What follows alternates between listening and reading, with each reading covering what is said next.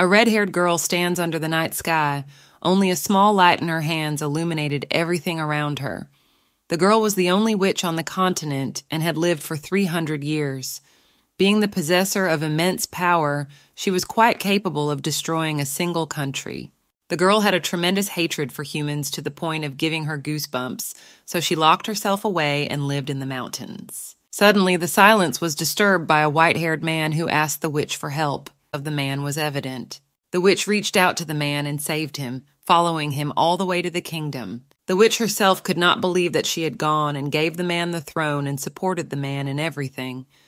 The man only smirked achidically as he sat on the throne, but what awaited the witch at the end was completely out of her mind. In the blink of an eye, the witch was covered in blood with a long steel sword sticking out of her belly. The man coldly only said that he had acted as Irene had punished him. The man's face was stained with blood, as was his white uniform.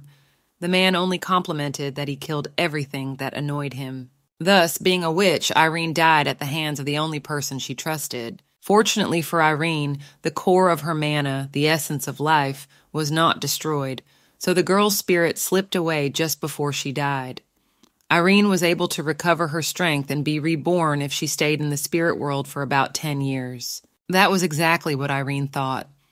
In one of the luxurious mansions, several maids were discussing in amazement why the child wasn't crying. After all, it was normal for a child her age. Waking up, Irene couldn't believe that she had managed to enter the body of a newborn baby. The maid held the baby in her hands, not knowing what to do in such cases. Irene, realizing that the shapeless energy floating in the spirit world had no strength at all, and so Irene was forced to enter the body of the newborn. The maid confusedly wondered to the other if she should slap the baby's butt one more time. Irene was not much satisfied with this. Not willingly, the girl cried. Irene resented it, for it was touching her dignity. Irene became embarrassed, realizing how shameful her situation was. After that, Irene fell silent again. The maids began to fuss. One of them thought it was strange, suggesting they call a doctor. The second maid immediately forbade it for the good of the child. The maid offered to do another spanking. Irene couldn't take all the embarrassment. The princess, not wanting to repeat this humiliation again, begins to cry loudly. The maids breathed a sigh of relief because the child was finally able to cry. Irene was outraged by everything down to the fact that a man was holding her and touching her body. The maids sincerely wished for the newborn princess to survive. They were not willing to let the child die. Irene did not understand what the maids were saying. She was a witch, and she should not die. At that moment, Irene was unaware of the crazy future that lay before her. She realized that she could not do anything even if she had known. Irene, lying in bed, did not understand why she had become a child. In her heart, Irene could not accept the betrayal of the man who had killed her. The man was the youngest prince of the kingdom of Carol, Lacus. Latus was hated by his brother, the crown prince. He was ambushed crossing the southern desert. The man barely survived the attack and then escaped. Eventually, Lacus managed to make it to the Irene mountain range. In that instant, Lacus knelt down in front of Irene. It seemed to the girl that she was bewitched by something. It was as if Irene had fallen in love at first sight, as people used to say. The girl thought it was exactly those emotions. So Irene helped Lacus to gain power and get the throne. After that, he didn't need the witch anymore. But on the day that Lacus promised to propose to Irene, there was no ring. Instead of the ring, he gave the princess a sword, which he used to pierce her body. Irene didn't think she would go into the body of a child after she died. Irene realized that it might be for the best. 10 years, that's a long time for a human. It would be a long time for Lacus, too. With a new body, Irene planned to get her revenge on Lacus faster. With a smirk, Irene added that revenge should be swift and precise, for that was the witch's motto. A maid passing by notices that the princess is awake, greeting her. Irene realized she couldn't do that right now, so she decided to wait until she was older first. The maid offers Irene something delicious to eat. The girl turns her head away. The woman decides to change the little princess's diaper in that case. Irene could not allow the woman to touch her body. Suddenly the maid realizes that the child understood what she was saying. It shook that one slightly. Irene squinted at the maid in her thoughts, screaming that of course she understood. After all, she was not a humble human child, but an incredible witch. The maid, looking at the child, realizes that the princess is an amazing person, adding that she still preferred the princess to be normal. The girl didn't want anyone to know the princess existed. The maid wished with a smile that the child would live a long and happy life. Irene was amazed that the girl spoke such profound words with a kind expression, adding that, since the maid was saying such a thing, it's not clear what country she was born in now. The maid abruptly ends and with a smile asks the princess to wait while she brings that delicious food. Irene yells in her mind that she won't eat anything that tastes bad. The maid leaves the room, adding that she will be back soon. Irene picked up on the people's lack of brightness as she tried her best to tell the girl. It was even better for Irene. The girl preferred silence, for when she was a witch, only one person could challenge her. It was hard for the girl to even think that she was now in such a weak human body. Irene decides to try to stand up. The girl wanted to make sure she had at least one mana star. Irene closes her eyes and decides to feel the pockets of mana in her body in more detail. Suddenly, Irene realizes that she is completely surrounded by mana. She had a hard time believing it, thinking it was impossible. Irene was amazed that this body was sleeping with mana approaching 5 stars. For when she was the same age, she only had 2 stars. Irene excitedly called the new body perfect in utilizing her powers. Irene decides with a smirk to wonder if she should take over the entire continent now. Besides the fact that Irene wanted revenge, also the girl had set herself a very ambitious goal to conquer the whole world. The maid came again and decided to change Irene's diaper. The girl again noticed that she did not react or cry. Irene still couldn't get away from the fact that her current reality, a world where she's a little baby who can't even talk. The maid adds that this is very adult-like. Irene couldn't contain her emotions out of shame. Irene was ready to die of shame right at that moment. The maid looking out the window notes that it is a very sunny day, wanting to take the princess out for a walk. The maid adds with a smile that the princess is safe in this place and so they should go outside more often. Irene looked at the maid in silence, noting in her thoughts that she didn't understand the girl at all. Irene didn't understand what empire she was a princess of after all. She was still royalty. She was curious as to the reason why someone would harm her. The maid decides to tell the child that the place is called the Dandelion Palace, adding that all princes and princesses were born there. Irene, too, must stay at the palace until she is 5 years old.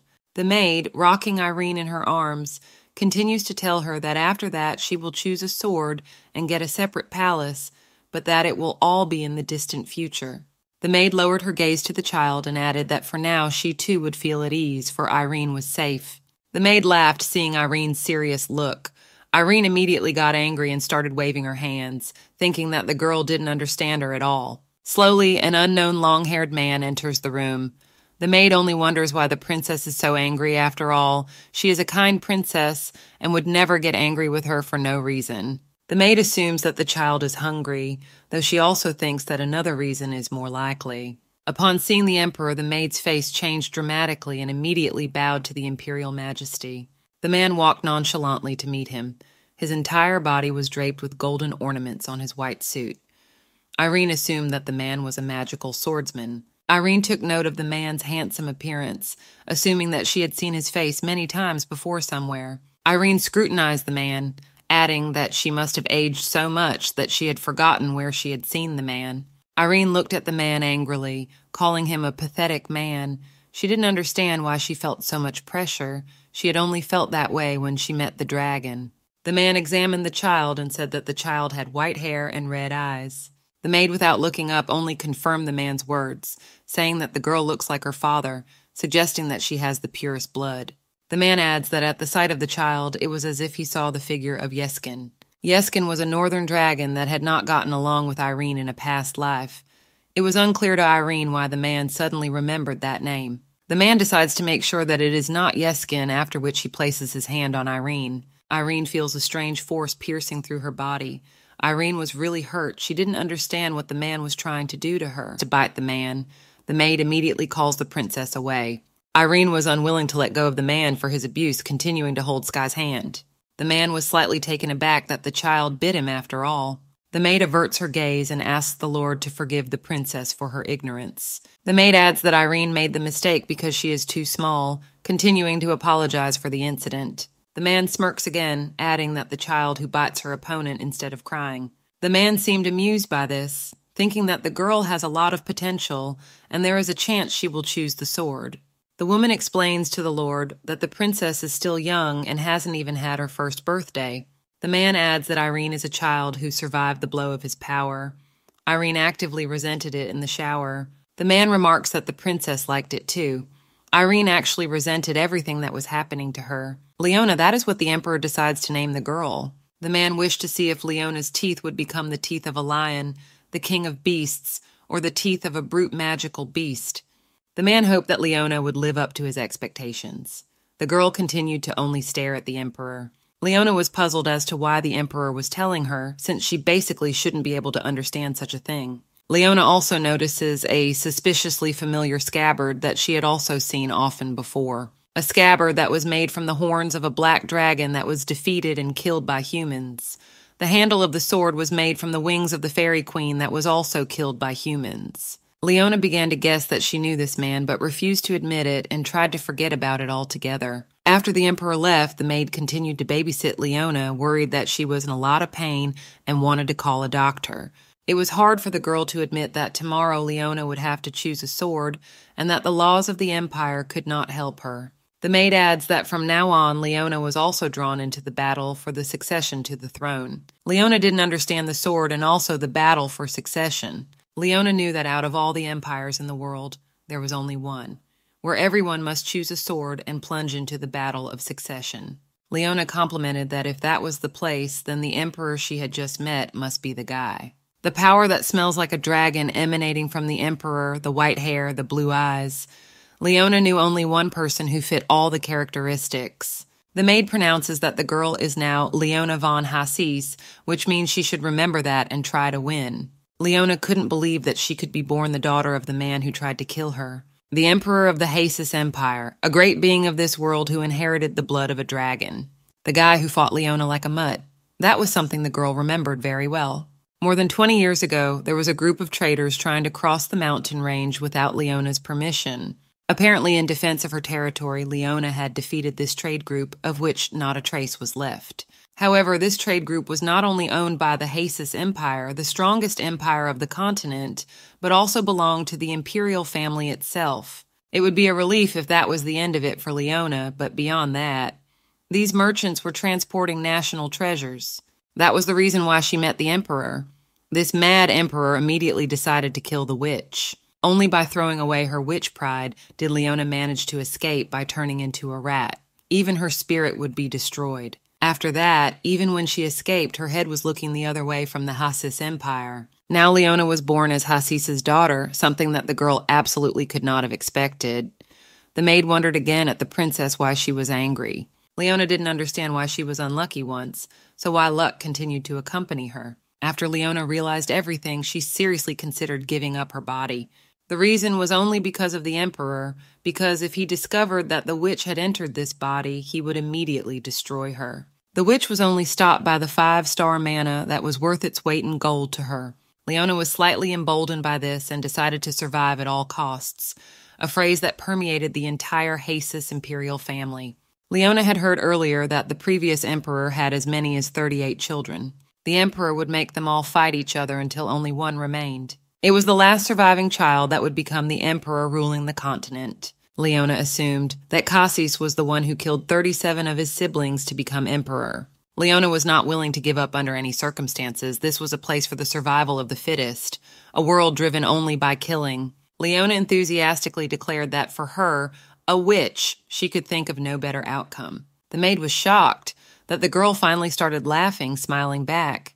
Leona had been born the 12th imperial princess and was involved in a struggle for the throne, and if it was standard order, she could be protected in the Dandelion Palace until she was 5 years old. It was because of the emperor, most likely for Leona, would put her in front of the sword soon enough. Leona wondered what Hasis wanted with a child who couldn't even control her limbs properly. Leona had a thought that she had been summoned by the very one who had tried to kill her earlier, so Leona decided to become that very empress.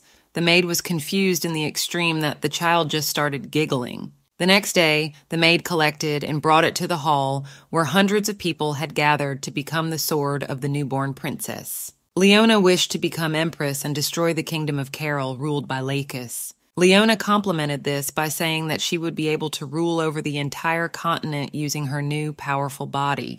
The maid worshipped the princess, explaining that she should choose one from the crowd to be Leona's sword. To choose a sword meant not in the literal sense of the expression. As a member of the royal family, Leona needed to choose someone to be her right hand. Showing with her appearance that Leona understood, the girl pointed her finger towards the lonely girl standing alone. Leona was not confused by the large number of people. She clearly understood who she wished to choose. The green-haired man standing behind the princess' back was slightly taken aback by this choice of Leona's. The man smirked slightly, noting that most likely the emperor was right. Last night, the man had been communicating with the emperor about the 12th princess. The man didn't understand how this was possible. After all, the emperor had no plans to visit the Dandelion Palace. The man immediately wondered to the emperor what kind of person Leona was and if he could get his hopes up.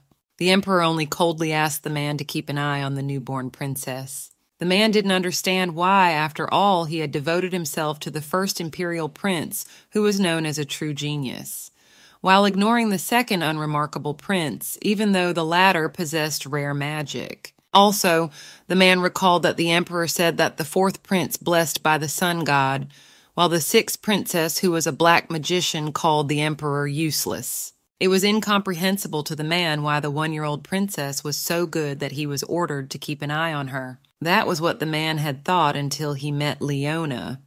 The man added that he had canceled his meeting with the second prince for a reason and had come to the hall to see the very woman and the princess's beautiful, sweet face being chosen. The man stopped abruptly, for it was unacceptable for him to even think of such a thing. It was really hard for the man to hold back his emotions because the princess was too cute for him. The guard standing nearby noticed that the counselor was not feeling well.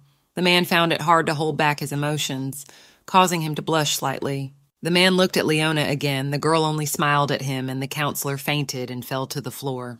Leona felt disgusted by this turn of events. Everyone abruptly ran over to the counselor and started to help him. Moments later, the counselor is taken away on a stretcher. Leona took a moment to notice that she remembered the man. It was the emperor's aide and first-class knight, Goriot Riser. Goriot had destroyed 5 ogre colonies in one day, causing him to be nicknamed the Knight of Destruction. Leona also recalled that she had fought him before. Once, Goriot had tried to cross Leona's mountain without permission, so the girl had beaten him for it. Leona remarked that he had changed a lot in that time, adding that it must be so since people grow up very fast. Several guards carried Goriot away. Leona was really unclear why the man had passed out so easily. After all, he always smiled when he saw her. Leona covered her eyes and thought arrogantly and added that she was sorry, but really didn't care about it. Leona decides to go back to another case, the more important day of her future. Leona chose Cage, who stood modestly among the crowd. She was the strongest necromancer on the continent. Cage Artpur, a necromancer who can resurrect the dead and harness their power. Cage can endlessly summon an army as long as there are corpses nearby. Leona had picked up on the fact that such people were very difficult to fight. Therefore, she was just right for the girl as a guard. Cage's story reached her when Leona got stuck on a mountain ridge. The girl had killed 20 wyverns, creatures that were said to be very difficult to kill, even by 5 middle-class knights, were easily killed by Cage and turned undead. Leona also remembered Jacques' kingdom that tried to kill Cage but was destroyed in just one day. Such rumors were spreading about the girl throughout the continent. Because Cage had caused such an incident, Leona also wanted to fight her, but unfortunately it didn't happen. Leona added that Cage never came to her mountain range again. Leona found it hard to believe that it was only now that she had gotten to meet Cage in person. Cage was the sword that Leona had chosen. That meant she had to protect the girl at all costs. It was truly incomprehensible to Leona why the emperor was forcing Cage to take care of a small child. Leona grinned at the people, realizing that in reality things were going too smoothly for her. Leona realized that if Cage was on her side, she would be safe. Leona notices Cage slowly walking backwards, not realizing what she had managed to do wrong.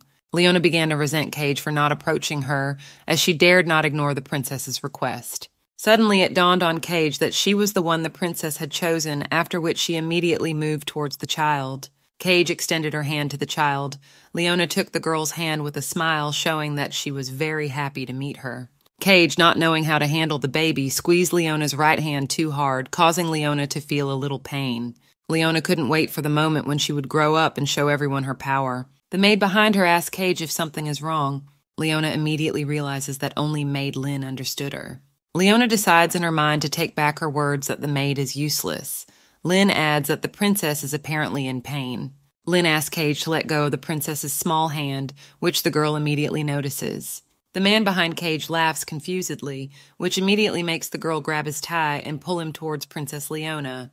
The man, slightly embarrassed and correcting his tie, introduces himself as Vere, a therapist. The man takes his head and adds that Cage is pretty quiet and shy, but the way she pulls him towards her looks like she wants him to examine the princess. The man checks with the maid to see if he can do that.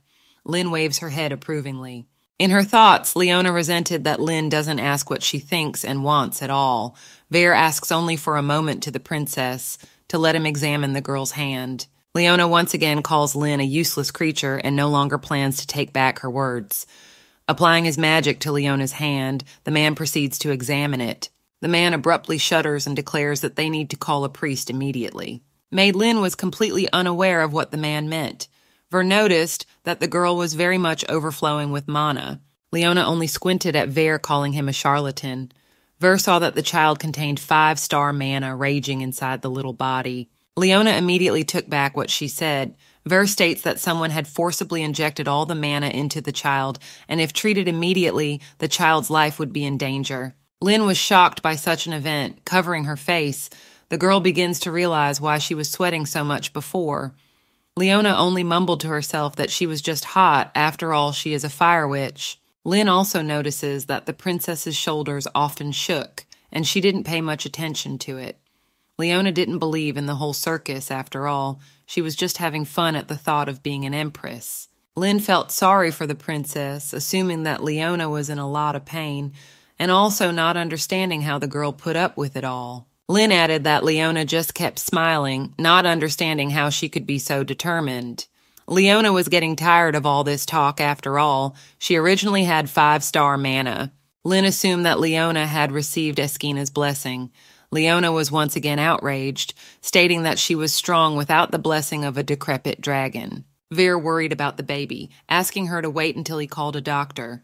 Leon was infuriated that no one understood her. The doctor finishes the procedure stating that he can still sense mana, adding that he doesn't think it will be a big problem anytime soon. The girl asks to continue to remain calm, as everything is fine, clarifying if Cage understood that. The girl says goodbye to Kagi and asks her to call her anytime if there are any more difficulties. Cage only listened to the doctor in silence. Leona was sleeping very soundly at this point. Cage in her thoughts only mouthed, "12th princess." The girl recalled how the emperor demanded to swear on the River of Death. Cage immediately complied with the order. Cage, looking at the child, also noted how cute and small, but strong enough. Cage couldn't help but poke Leona on the cheek, calling her a bunny, like a little imperial princess who wouldn't be scared or run away, adding that one day Leona might become a powerful predator. Cage continues to touch Leona, swearing to himself that he will protect the girl at all costs. The next day, all the maids were busily packing up the princess's belongings. Leona, sitting on the couch, watched the hustle and bustle around her. Today, Leona would be moving into her own palace. Leona knew she was supposed to live in Dandelion's palace and be under his protection until she turned 5, but since she has become a participant in the battle for the succession, Leona must move. Leona suddenly notices that Lynn is looking at her with that pitying look again. After the false mana overflow incident, it seemed to Leona that Lynn living with her was worried about the girl leaving the safe zone. Leona stops, thinking that thinking about it is unnecessary. Suddenly, Cage walks by nearby, and Leona called out to her with a sound. The girl stops and turns her attention to the child. Leona notices that Cage from last time, whenever their eyes meet, the girl blushes and moves away from her. It became unclear to Leona why everyone was having such a reaction to her smiling face. Lynn, noticing that Leona was bored, inquired of the girl. The girl turned her attention to the maid. Leona wasn't bored, all because Cage was staying away from her. The girl points a finger at Cage. Lynn wasn't sure what she should do, adding that they need more time to work things out. Lynn offers to give Leona a toy so she can play with it. The maid wonders whether to give the girl a rattle. Leona screamed loudly. She couldn't let the Great Witch play with a rattle. Lynn decides to look at the other toys and observes a bunny without one ear. The maid holds out the bunny to Leona. Leona is mildly interested in the bunny. The girl immediately noticed that the toy was blackened with dust, and his condition was terrible. She thought the toy looked like it was about to be thrown away. Looking closer, it seemed to Leona that it was actually an unusual bunny. Lynn wonders with a smile if the bunny is too old for her. Leona immediately takes the toy, wanting to keep it for herself. Lynn didn't understand why the princess was acting like that. Leona pretends to be very happy about the toy. She didn't understand why she could feel the dark mana inside it, and if she constantly carries this doll with her, the mana will nourish her body. Leona had 5-star mana, but if she started carrying the toy, she could reach even higher peaks. From all the packing, Leona was very tired and fell asleep with this bunny. Cage quietly wonders what kind of doll the princess has chosen. Lynn explains with a smile that this toy was brought by the princess's mother from the Principality of Aztlan. The princess's mother said that she played with this doll all her childhood and brought it when she joined the imperial family. Wiping the tears from her eyes, Lynn had no idea that the princess would like this bunny so much. The maid would be happy if the empress saw her daughter like this. It seemed to Lynn that the princess was very lonely, for she was at the age where she should feel parental warmth, but she couldn't. Adding that Leona is only 1 year old and she is already embroiled in a battle for the succession. At this point, Cage curtly says that the girl is unhappy and not such a strong personality. Lynn supported Cage and added that, although Leona isn't strong now, the future holds the heights of power for her. Cage pledged again that she would protect the princess at all costs. At night, Lynn and Cage carried Leona to the new manor. The maid realized that it was the palace of the Black Rose, which truly frightened her. As they approached the palace and Leona began to wake up slightly, Lynn was scared and confused about where they were going. Lynn added that it was a palace haunted by the ghosts of deceased royalty. Cage also resented Leona being sent to such an estate as a child. Leona yawningly doesn't understand why they would be afraid of something like that, since she herself didn't care. Cage decides to report this to the Emperor immediately, finding it unacceptable. Lynn immediately tries to stop the girl. Lynn explains that she was actually asked to bring the princess to the Black Rose Palace. Cage was taken aback by this turn, angrily wondering if Lynn was in her right mind. Cage calls the estate in question worse than a dump, pointing out the deplorable condition of the entire palace. With tears in her eyes, Lynn added that it was the Empress's dying wish. Cage was stunned to the extreme by such a thing. Lynn revealed that the Empress had said that the princess should be taken to this very place, so she had no choice. Lynn wasn't thrilled about it herself, but she had to fulfill the Empress's will. Cage only listened silently. After a moment, Cage's face changed and she said with a smile that it was a cool palace and she was fine with it. Leona finally woke up and looked in the direction of the palace. She was really curious what kind of palace it was. Lynn saw that the princess was awake and told her that she had to fulfill the Empress's will and would take her to the Black Rose Palace. Lynn added that if the princess didn't like it at all, she would ask the Emperor to change his mind again, but for now she asked Leona to be patient. Leona listened to Lynn and didn't understand what was so terrible that everyone was so worried. Leona sees the palace up close and also notes that the building looks like it's haunted, adding that if it is haunted, it's creepy to her. Leona also doesn't understand why the mother of the child's body would want her child to go to this particular palace so badly. Leona, getting closer and closer, begins to feel the dark mana emanating from the castle, the exact same one emanating from the girl's toy. Leona immediately began to marvel at the palace, wanting to get there as soon as possible. Lynn didn't understand why the princess was excited about it. As they approached the palace, Leona's mana became more dense.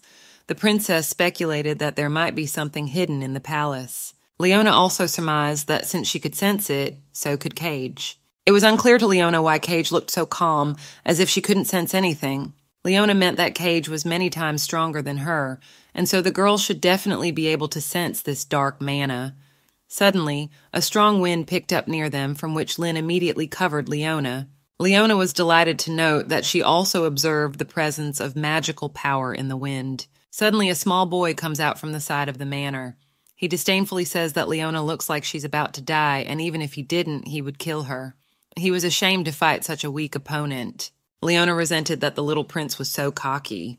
It infuriated the witch that he was cocky even if she was so small. Leona made a loud noise, which actually meant for the prince to leave immediately. The boy didn't understand what the princess was trying to tell him. Leona once again demanded through force that the prince leave. In her thoughts, Leona had wished to crush the cocky prince the moment he first came to them. A few days ago, Goriot indignantly clarified if this was His Majesty's whim. The Emperor was in his office, silently continuing to fill out documentation. Goriot loudly places her hands on the Emperor's desk. The emperor coldly inquired what Goriot had come to tell him this time. The man was trying to gather his thoughts at this point. Goriot indignantly interrogated what the emperor meant, for he hadn't heard what the servant was now talking about. Goriot adds that Princess Leona had a mana flow outbreak, also that the princess was found to have a 5-star level of mana running uncontrollably into her small body. The emperor was slightly surprised to hear this. Goriot continued that he had heard earlier that it wasn't a big problem because Cage took action quickly, and at that point her life was in danger. The emperor smirked, for he knew who Cage was, noting that she had not disappointed his expectations. Goriot was shocked that the emperor only smirked, for the princess had nearly died in her first year of birth. The emperor indifferently directed his gaze at the counselor and coldly inquired, "What was the man trying to tell him?" Goriot is slightly lost. A cold sweat appeared on his face. He clarifies if it was the emperor's doing. The man addresses the counselor by name, adding that he has no need to kill his children. The emperor adds that since the choice of sword is complete, the life of the imperial princess is not in his hands, but in the hands of the other imperial princes and princesses. Goriot felt that this was the problem, as she must still be protected or simply leave Leona to die. The emperor clarifies about the protection. Goriot adds that in this imperial palace full of horrible people, she was the only one who radiated light. Remembering how Leona looks, the man wonders if the emperor saw how cute the princess looked. After all that, it was incomprehensible to him why she should be sent to a deadly war. The emperor coldly only says that he gave Leona the palace of the Black Rose in return. Goriot wonders if the emperor knows exactly what kind of place the Black Rose Palace is, because it is the palace where the previous first prince gathered all the members of the imperial family who refused to give up the throne and completely destroyed them. Goriot complimented that this palace still has things like traces of blood, and it is also a place far away from the central palace, so the possibility of assassination is very high. Goriot summarizes calling the emperor a terrible man by clarifying what the man will do if the imperial princess is killed. The emperor again replied briefly that in all likelihood it would be her fate. Goriot found this hard to listen to. The emperor adds that for the first time he doubts his piercing gaze as he continues to keep Goriot at his side. Goriot reminds him that there is no better advisor but him, after which he turns around and heads for the exit. The man had made up his mind long ago he planned to protect the imperial princess at all costs. At this moment, the same prince that Leona had met in the mansion was eavesdropping on the entire conversation between the emperor and the counselor. The emperor was amused that Cage and Harriet were being generous to the 12th princess who wasn't even a year old yet. The prince was very interested in who the 12th princess was and that they were taking such an interest in her. The prince firmly decided that he wanted to see the princess in person, and if she was unworthy, he wanted to kill her immediately. This is what the prince thought until he met the princess. He was also greatly enchanted by Leona's cuteness. The prince's heart was indeed wounded by Princess Leona's cuteness. The prince cursed Harriet for not being able to describe even a quarter of all of Leona's cuteness. Cage turns to the prince. The boy suddenly awoke from his reverie and withdrew. Cage, with a rather serious face, asked the prince what he came to them for. She was determined to defend herself. The prince, putting his hands on his belt, interjects. Does he need a purpose for visiting the palace? After all, he came here for nothing. Cage, addressing the prince politely but coldly, remarks that he is lying and asks him to admit it. The prince confusedly asks why he is lying. Cage, in her mind, calls the prince a brazen liar. The prince notices a strange plush toy in Leona's hands and asks Cage what it is. The prince indignantly remarks that although the princess is too young, they should not give her such old toys, demanding that she throw it away immediately. The prince in his mind wished to buy Leona a toy made of the finest materials, pleasing the princess. Lynn decides to address the prince while he dreams that this doll was a gift from the late empress, adding that the princess treasures the toy very much. The prince immediately wants to add, but Lynn interrupts to explain that although Leona is not even a year old, she already understood that it was a gift from her mother. The prince laughs out loud, calling Leona an amazing baby, wanting to support her in his arms. Cage decides to explain to the prince that the princess doesn't want it. The prince immediately demands that Cage be quiet. The prince lightly approaches Leona, adding that he will instead give another gift to make the princess smile. The prince uses magic to send a small ray of light to Leona's body, to which she was slightly surprised. With pride, the prince explains that it is a blessing from the sun god and Leona should cherish it. Lynn explains to the princess that this young man is Prince Nykul and also her older brother, and right now he has blessed the girl with the power of the sun god that was given to him. Leona smiled in response, reaching out with her hands. The prince also decides to reach for the little princess hand. The prince couldn't believe that a princess could be so cute, as he was definitely not like that as a child. Nikhil turns away, only stating that he will still come to see Leona in the future. Before leaving, the prince asks to keep the gate open. Cage decides that they should still close the gate for peace of mind. Lynn agrees with the protector's decision. Leona realizes that Nikhil has blessed her with rapid growth, which the princess is slightly taken aback. Leona did pick up on the fact that the prince's behavior left a lot to be desired, since he started the conversation with threats, and that she hates people, and especially people like him. Luckily for Leona, time flew by very quickly, and she was able to complete her suffering. This is how the next 3 years of the princess's life went by. Leona looked in the mirror and examined her face, for it had been 3 years since she had been in the body of a princess. Leona was happy that at last she could move her arms and legs on her own and speak intelligibly without being helpless in the crib. Upset with happiness, Leona almost cried. Now the witch's life became calm, which the princess could not get used to. Leona also realized that she was only 3 years old, so everything was still ahead of her. At this moment, Lynn entered the room and greeted the princess. Leona smilingly greeted Lynn in return. The maid with the tray asked if the princess was hungry, asking Leona to wash and clean herself up before breakfast. Leona wasn't very hungry, explaining that she was willing to wait as well. It was apparent that the witch was a little and had forgotten about hating humans. Lynn looked at the princess with embarrassment. Leona noticed it and asked what was wrong with the maid. Lynn only smiled and explained that the princess was as gorgeous as ever. Leona added that she knew that since Lynn kept saying that to her.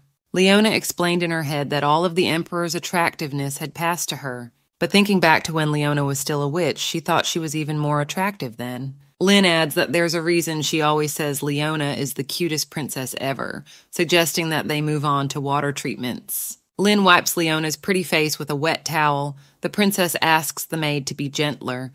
Lynn remarks that the girl has a beautiful smile, calling her her princess. Leona noticed that Lynn had always been kind to her, but she still didn't trust her. Leona was afraid of being betrayed again. After all, people can betray at any time.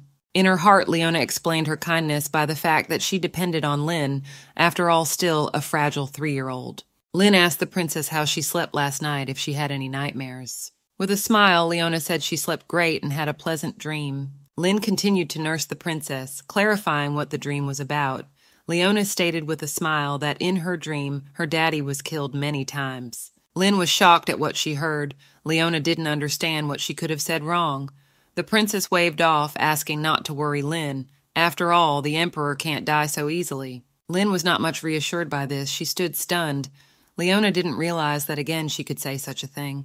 Lynn turned towards Cage and shouted loudly to her outside, causing her to twitch. Lynn asked Cage to come into the mansion to discuss something.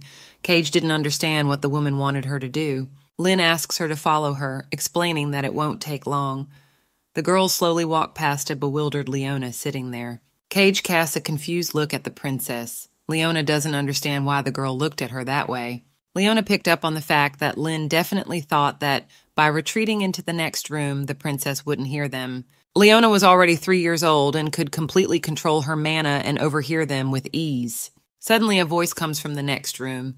Lynn reminds Cage of her request, namely when the princess is with her, the girl should watch what she says. Lynn was outraged at what was happening, since Cage had just recently summoned the undead in the presence of the princess. Lynn added that Leona was at an age where she should be surrounded by harmless things and joyful laughter, and Cage was showing the princess all the horror. Lynn sums up that this is the reason Leona has horrible dreams and talks about them so easily, but she doesn't realize how horrible it is. Leona didn't understand why Lynn thought the undead were so horrible and scary, because there are worse things. Leona remembered the emperor, and it seems that the princess hadn't seen him since birth, and even Lynn hadn't asked him to come to the manor. Leona picked up on the emperor's power. She really wondered how powerful the emperor had become now. Leona's dream was to become the empress of this state, and in order to do that, she would have to get rid of all her siblings. Leona also knew that according to the local law, she had the right to kill the emperor himself, but the princess doubted whether she could overpower him. Lynn continued to reprimand Cage. Not wanting such a thing to happen again, she explains that the girl would next time know all her wrath. Lynn clarifies if Cage understood her. The girl only chastises the maid for being very angry. Lynn decides to calm down, believing that now is not the time to quarrel.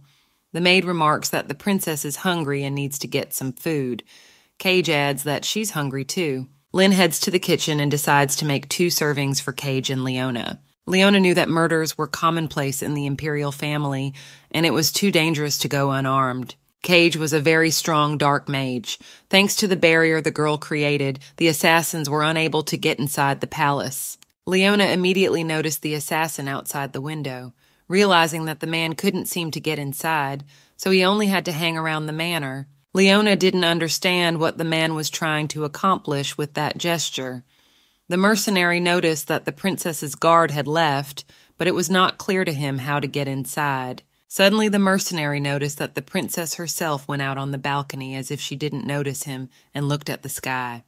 The man thought Leona had fallen right into his hands. The man scoffed slightly, for all the princess had to do was not leave her room. Leona waited for the next move from the mercenary. The man turns to the princess, remarking that she was indeed very nice. Leona only wonders to the mercenary if he considers himself strong.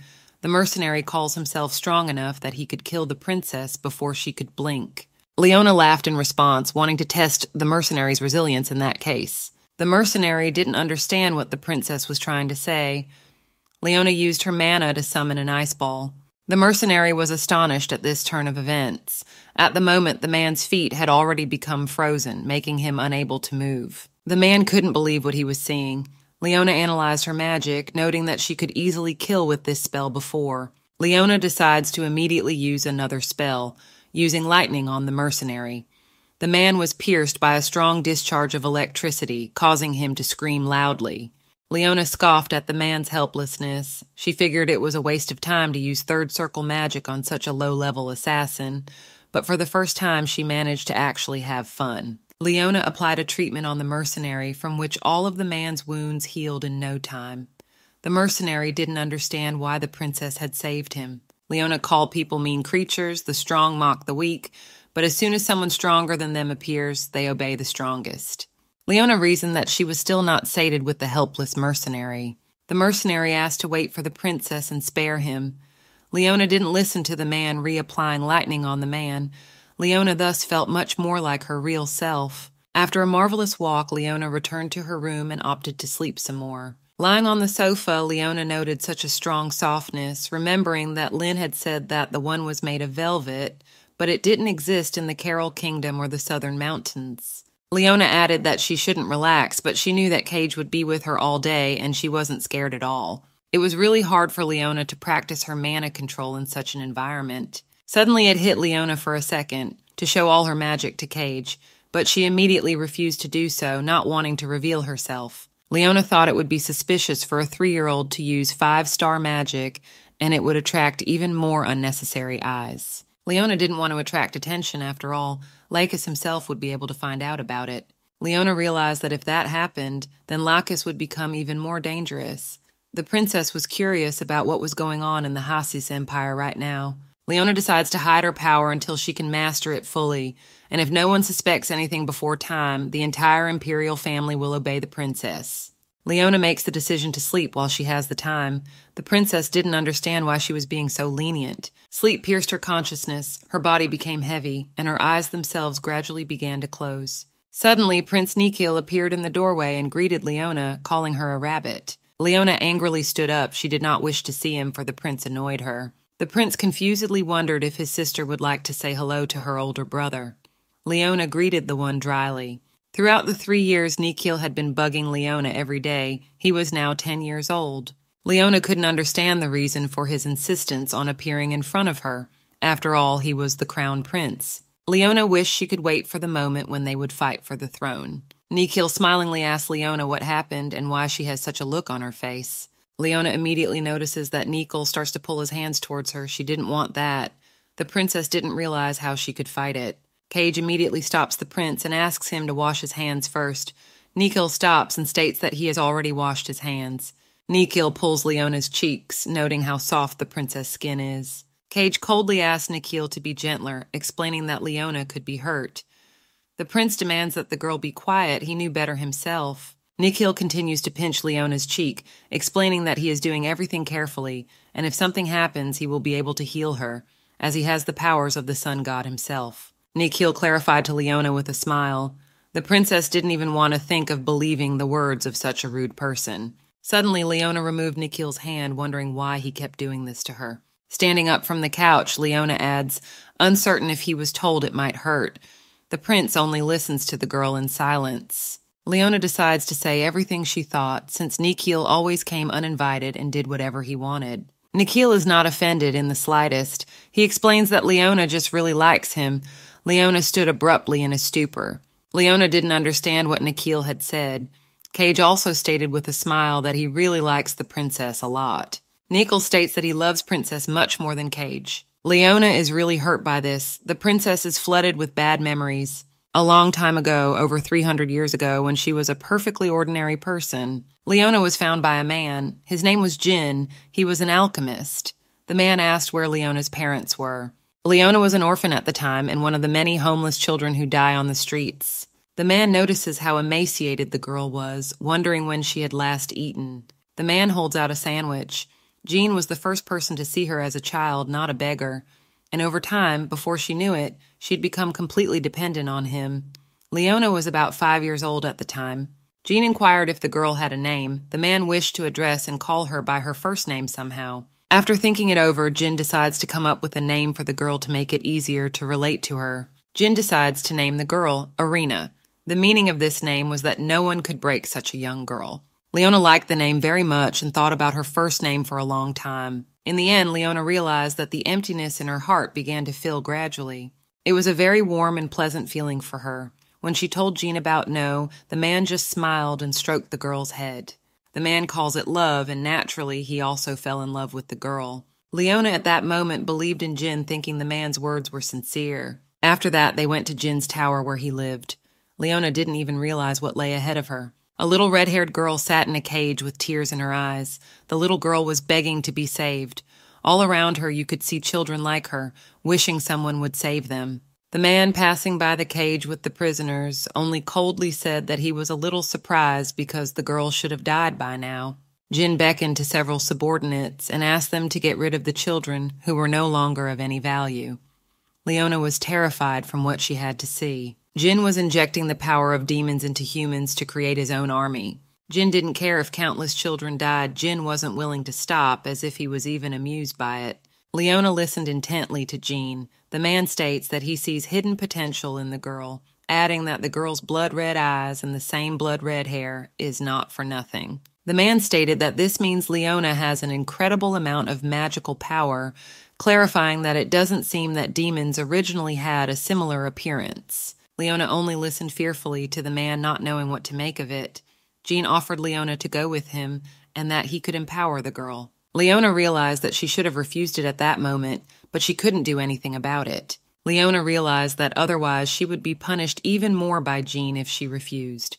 The man pressured pity, wondering if the girl still loved him. After this conversation, Jin began to torture Leona very cruelly.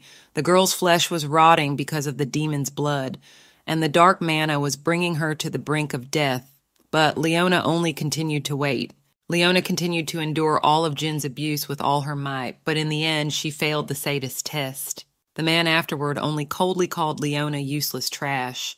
The girl was mortified at such callous words, as Jean had previously stated that he loved her. Jin, standing on the other side of the camera, states that it is very difficult for him to find new children. He did not like this arrangement. Leona could not believe what she heard. She looked at the floor in silence. Leona's hands dropped. The girl realized that it was all an empty illusion and a lie. Everything Jean said was a lie. Jin summoned the guard and demanded to get rid of all the children immediately. They were useless to him. At this point, Leona felt something enter her mind and her memories are cut short. After Leona came to her senses, the tower was destroyed and all the people inside it were dead. It was then that Leona realized that Jin's experiment had actually succeeded. It wasn't until 3 years later that Leona was able to return to the tower. She was sure she was only 8 years old. But as Leona's mind began to clear, the girl realized that she was much more mature than she could have been. Leona remembered Jean stating that once his experiment succeeded, he would call all the girls witches. The man had called them the only witches in the world, specifying that's how unique they would be. Leona realized that she was now left as the only special one of her kind, but that didn't make any sense. The man who said he loved Leona was brazenly lying. There was no one who could truly love the girl. Leona at this point decides to run away from the people who speak tenderness, always lying, so the girl continued to live alone for 300 years. Cage and Nicole try to call back the princess. The girl was immersed in her memories. Her face was very sad. Leona fixes her hair, pretending that everything is fine. She realized that she was overthinking it. Nikhil, worried about the princess, clarifies if Leona is okay, as she is sweating profusely. Cage, equally worried about the princess, clarifies if Leona is feeling okay. Nikhil asks the protector to step back, as she may have been even more surprised by the girl's face. Nikhil and Cage start a battle of glances. They were not ready to give in to each other in front of the princess. Leona puts her hand on top of Nikhil's, explaining that she's fine.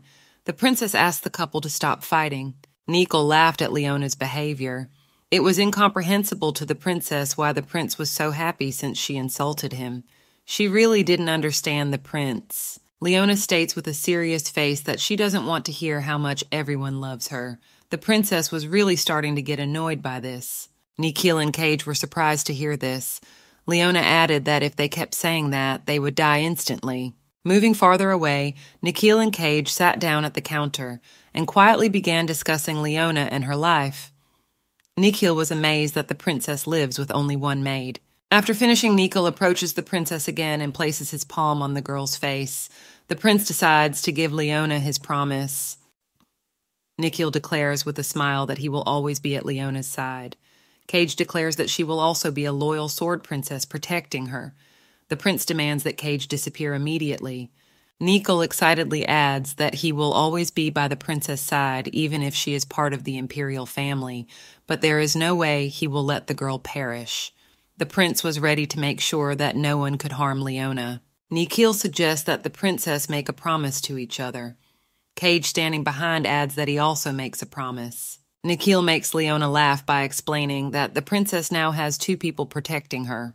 Cage decides to clarify that the princess will have many more such people in the future. Nikhil agrees because there will be many more people who will love the beautiful princess. Nikhil asks not to make a sullen face for him anymore. Leona had a hard time acknowledging the prince, for she was afraid of being betrayed by a man again. Nikhil reiterates that he loves Bunny very much, as does Cage. Leona disagreed with them in her mind and wasn't willing to believe anyone.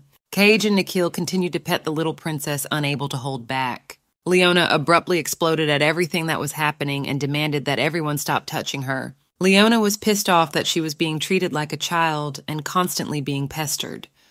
At heart, the princess was still a witch, living for 300 years. Suddenly, Leona notices Nikhil covering his face with his hands. The princess thought that the way the prince's shoulders were shaking, most likely he was really scared. This was exactly the reaction she wished to see in front of the powerful witch. Nikhil removed his hands and laughed loudly at the angry Leona. The prince was amazed that the bunny could take offense at him. Nikhil started teasing the princess, calling Leona a grown-up bunny, for she was already a mature and grown-up girl. The girl only turned away from the prince. Suddenly, Cage starts to feel something, but doesn't immediately state it. Nikhil was annoyed that he was unable to get along with the princess because it was not up to him, adding that he really hates Leona. At the same moment, Nikhil also felt a strange premonition. The flow of air changed. It was coming straight from the window. Unexpectedly, a strange force flew towards the princess for Leona. Cage and Nikhil instantly put up protective shields protecting themselves and the princess. Leona didn't even have time to react to repel the attack. The princess could only watch with startled eyes. Cage uses his dark magic to take down the unknown mage. The mercenary falls helplessly to the floor of the room. Nikhil worried about the princess, wondering if she was all right. Leona only continued to stare at the prince in confusion. Cage is also worried if the princess is okay. Nikhil states with a smile that the princess is perfectly fine. Leona found it hard to believe that she was protected, since this was the first time someone had protected her flawlessly. Leona began to question her feelings about people. She picked up on the fact that she most likely didn't fully understand people's emotions. Thinking it was only natural, after all, it had been hundreds of years since she had last been human. For Leona, it was a pleasant feeling. Nikhil and Cage approached the mercenary to see if he was alive. Nikhil speculated that he wasn't actually the one who killed the man Cage complimented that she most likely did. A counselor appears at the entrance, stepping into the conversation and greeting everyone. Leona was surprised by Harriet's presence. The man only laughed in response to the little princess. Leona didn't understand where Harriet had come from at all, for he had come up from behind her. Leona also noted that she did not feel the mana of the man at all, adding that it felt like only yesterday he was crying over her blow, and today he had already grown so much in fighting power. Leona wished by any means necessary that she could grow and become stronger than Harriet as soon as possible. The man smiled carefree at the little princess. Harriet asked the princess to calm her guard, adding that it scares Leona a little. Harriet moves closer and excused Leona to already unclench his fists, for he is here now and will be able to protect the girl. Harriet didn't understand how they were going to protect the princess when they were in such a relaxed state. The man adds that they must have at least his strength to protect the princess. The prince and Cage begin to resent the presence of the counselor, who rebukes them for everything. Harriet looks at the little princess with delight. He wasn't happy with the way everyone was treating the guest. Leona noted that although Harriet was an advisor to the emperor, he constantly came to her at the first opportunity. Leona would have been gentler if Harriet had brought gold or something, but all he did was bullshit her. Leona only smirked and looked away from the man. Harriet assumed the princess was mad at him. Leona had already gotten over the fact that Harriet was just as crazy as everyone else. Harriet couldn't resist the cute princess, even when the girl turns her back on him. Leona decides to stop listening to the man's endless monologues. Leona never would have imagined that she would end up being the most normal of all. She wished she could grow up as soon as possible. Harriet was slightly amused at the way the princess was shaking her little head. Suddenly he ends abruptly, as if he's remembering something very important. The man explains that he didn't come to the princess's house today to see Leona. Harriet wished to break some very important news to everyone. Nikhil wonders if Harriet is talking about him. The man agrees, adding what the prince will do in case everyone finds out that he spends all his time at the Palace of the Black Rose. Nikhil didn't see anything problematic about it, figuring that everyone already knows that and it's just a whim of his, nothing more. Harriet informs him with a smile that if the prince doesn't watch what he says, his life will be short indeed. Leona was unclear as to the reason for Harriet and Gikhil's animosity. The princess had heard earlier that they both disliked how often Leona was visited by guests. But it was a contradiction, because they themselves came to Leona's house too often. It was really hard for Leona to understand people's feelings. Nikhil states that the counselor will most likely die much sooner, for he is much older than him. With a smile, Harriet points out that he is only 30 and planned to live a long, quiet life. Nikhil adds that the man knows that walking on a thin thread shortens life noticeably. Harriet immediately responds that the thinner the thread, the better it is for making things up. Harriet clarifies with the prince if the man realizes that he is many times stronger than he is. Leona has taken a sneak peek at the fact that this round Nikhil lost. Leona realized that mental age didn't matter because a 10-year-old couldn't beat a 30-year-old. Nikhil did not wish to continue this conversation. He demanded that the counselor finish and get out of the princess's palace. Harriet decides to simply say nothing in such a case. After calming down, the man announces that a banquet will be held the day after tomorrow to celebrate the second prince's birthday. The emperor has instructed everyone who received an invitation to attend. Leona was just as surprised by this arrangement. Nikhil didn't really want to go to the banquet, especially in the presence of other members of his family. Harriet states that the prince is obligated to attend since all the family members will be there. Nikhil was shocked that straight up everyone would be there, because then Leona would have to go there with him as well. Harriet adds that, of course, Leona is not included in the banquet guest list. Nikhil breathes a sigh of relief because he won't have to protect the princess. The prince also wonders if his father is coming to the banquet. Harriet reminds him that it is His Majesty's order, which means that he will. The man refers to the prince's memory as that of a goldfish. Nikhil remarks that Harriet is really disrespectful to the imperial family, and he will die first when the prince becomes emperor. Harriet laughed loudly, saying that he would be the first to flee the empire. Leona only watched in silence as the events unfolded. Harriet asked Leona to give him just a little bit of attention. Leona really couldn't stand the man either. Leona also notices that Nikhil's expression was quite serious for his age and levity. Leona takes the prince by his jacket, calling out to him by name. The prince turns his attention to the little princess. Nikhil smilingly asks Leona why she is holding his jacket. Leona excitedly asks the prince to take her to her birthday party. Nikhil and Cage were not thrilled with the idea. Leona wanted to meet the imperial family anyway, and wasn't about to pass up such a great opportunity.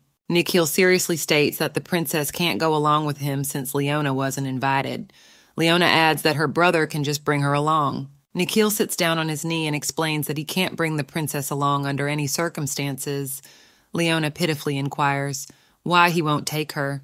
Harriet steps into the conversation explaining that this banquet could be very dangerous, adding that it would be unwise for Leona to appear there. Nikhil confirms Harriet's words, believing that the banquet of the second prince is too dangerous because this prince is a mad murderer and it is no place for a lovely and sweet child like Leona. Cage also agrees, suggesting to make a picnic together with Leona while Nikhil will be away. Nikhil offers to take Leona along with him next time. Leona felt that she wouldn't be a great witch if she gave up right now. Leona assumed that the prince wanted to get to know his enemies first before killing them all, but there are many people who will protect her, so no one will be able to kill Leona so easily. The princess saw this moment as a good time to safely observe the other princes and princesses and get to know them better. Leona smirked. She was unwilling to let go of such an opportunity. She definitely wished she could find a way to get there. Finishing the dialogue, Harriet headed for the exit of the palace. Nikhil followed him, calling him over for a conversation. Harriet was slightly surprised that the prince had started the conversation himself for the first time. Nikhil demanded of the man that he not be misled, for the conversation was about Leona. Harriet wondered what had happened to the princess that Nikhil had decided to talk about it. It was incomprehensible to Nikhil why Leona demanded not to mention the word love in front of her, for she hated the word. Harriet didn't understand why the princess said such a thing. After all, she was only 3 years old and couldn't say something like that. Nikhil was really upset. That's why he decided to tell the man. The prince was only saying it for the princess and not for Harriet in any way. Harriet didn't understand why a princess could reject love at such a young age. Harriet assumed that the absence of the 12th Empress had a great impact on the princess. Leona had not received the true love of the family, for her mother had died, and her father had never shown love, but instead encouraged conflict among the children. Nikhil wonders if he should tell this to his mother.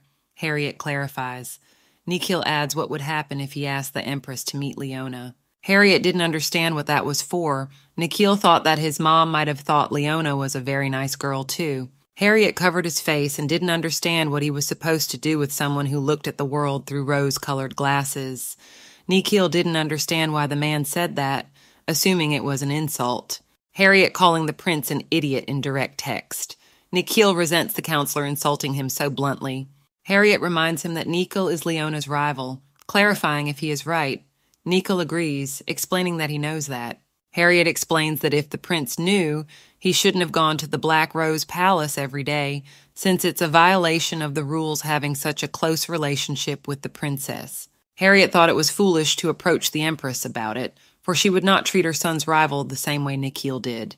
Harriet added that he would be grateful if the Empress didn't find out about it and kill Leona.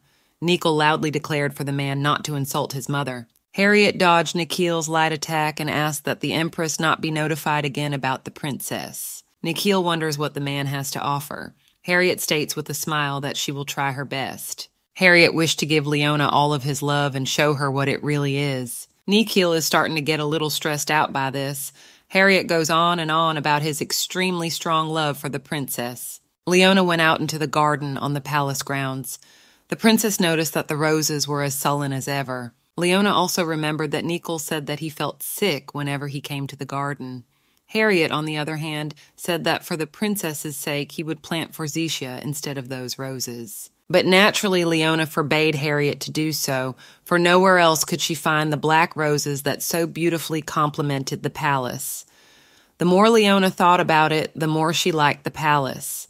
Leona still wondered where all the dark energy emanating from the palace came from. Even Cage couldn't sense this mana, which also seemed strange to Leona. The princess decides to figure it out later, since it didn't seem that important to her. Leona applies flight to her body, trying to practice with magic. The princess felt uncomfortable, but she planned to keep practicing patiently and wait for things to normalize. Leona decides to return to the banquet hall while the sleep spell was still actively held on Cage. The princess knew that the spell would dissipate in less than an hour. Leona knew that everyone was against her presence at this banquet, but no one could stop her from doing so and coming to the meeting. Leona decides to hurry before anyone even realizes that she used magic. Leona wished she could grow up as soon as possible, thinking it was like a curse because she was growing as she thought she was too slow. Leona drew a line with animals that could almost walk at birth, not understanding why humans were so weak at such an age. Leona decides to wipe her nose as she continues to ponder how unlucky she is to be in such a weak body. Leona realizes that in all likelihood she has fallen ill. The princess still couldn't get used to her weakness. Leona envisioned that if she could survive all of her torment at an early age, she would definitely have a better time later in life. The princess envisioned the day when everyone would bow down before her, assuming it would happen very soon. When that day came, Leona wished to forbid the use of the word cutie. The princess was very much unnerved by the word given. Suddenly, Leona looks that the palace of the Black Rose appeared in front of her again. The princess didn't understand how this could be, assuming she was lost. Leona didn't understand where exactly she was supposed to DT. The princess understood that she needed to look at a map before going out. Under no circumstances did Leona wish to be late for the banquet. Leona also added that if there were people in the place, she could ask for directions to the banquet hall. Leona was also annoyed by the strong flame of the sun burning her face. Suddenly, a small garden with white flowers opened in front of Leona, on which it was as if written in blood, the glory of the great empire. Leona assumed that these white flowers must have belonged to Esquina. The princess really tried, but it was all even. Leona called him a fool, calling him too sloppy, for no one like him would leave such a mess. The princess thought it would have been much more useful if he had brought the gold instead of doing such things. Leona also remembered that Eskin had gone into hibernation anyway. Looking around, the princess notices a magical barrier nearby. Leona assumed that this barrier was so sensitive that if she got close to it, a siren would sound. To her surprise, it would be quite difficult to remove it, as it is made more complex to protect against the brute force that is inside. Leona added that apparently the magical barrier was made by several mages of the 4th star, or higher. But with a sneer, Leona stated that it was too easy for her, wanting to dispel the magical barrier. Placing her hand in front of her, Leona orders the barrier to dispel. The princess figured out the secret of the barrier and realized how to unlock the entire barrier. It turned out to be a simple matter for Leona, and the barrier right in front of her face disintegrated. Leona enters the field and decides to change everything on it by taking a few items. She rearranges them as she wishes. Leona didn't do this because she wanted to, but simply to interrupt Eskin's useless reverence. With a laugh, Leona also stated that she was very bored, but she wasn't very interested in sitting amongst this field either. Suddenly, the white cloak of an unknown person appeared from behind. The unknown person inquired what Leona was doing in this place. Leona declares that it is an obscenity completely. Leona doesn't have time to finish before she realizes who is behind her back. The princess turns around and observes the cold-looking emperor. Leona fearfully only said, "Your Majesty." The man's massive silhouette blocked out the rays of sunlight in front of the princess. Leona abruptly changed and with a smile greeted the emperor. The man continued to coldly pierce Leona with his gaze.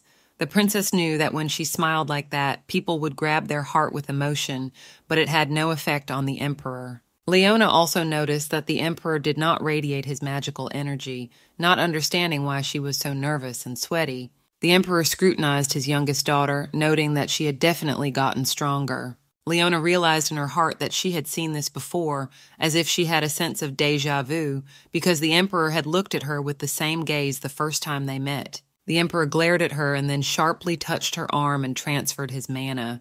It was too painful for Leona at that moment. Leona immediately hid her hands, expecting the emperor to do the same this time. Suddenly, Harriet runs out of the palace, beckoning the emperor to her. Leona turns her attention to the fleeing counselor. Leona was happier than ever to see Harriet. The emperor turned his attention to the counselor. Harriet didn't understand how the emperor could do this to him. After all, he had asked the man to wait for him to go together. Suddenly, Harriet notices Leona and twitches violently at this. Leona greets the man nonchalantly. Harriet couldn't believe that Leona paid attention to him and greeted him with a smile. The counselor was getting tears from all the cuteness of the princess. Harriet decides to tell him that whenever he looks at the princess, it's always Leona who is so sweet and beautiful to him. The man asks the girl to always be so perfect. Leona looked at the counselor in silence. Harriet, realizing that now is not the time, slaps herself hard on the cheek.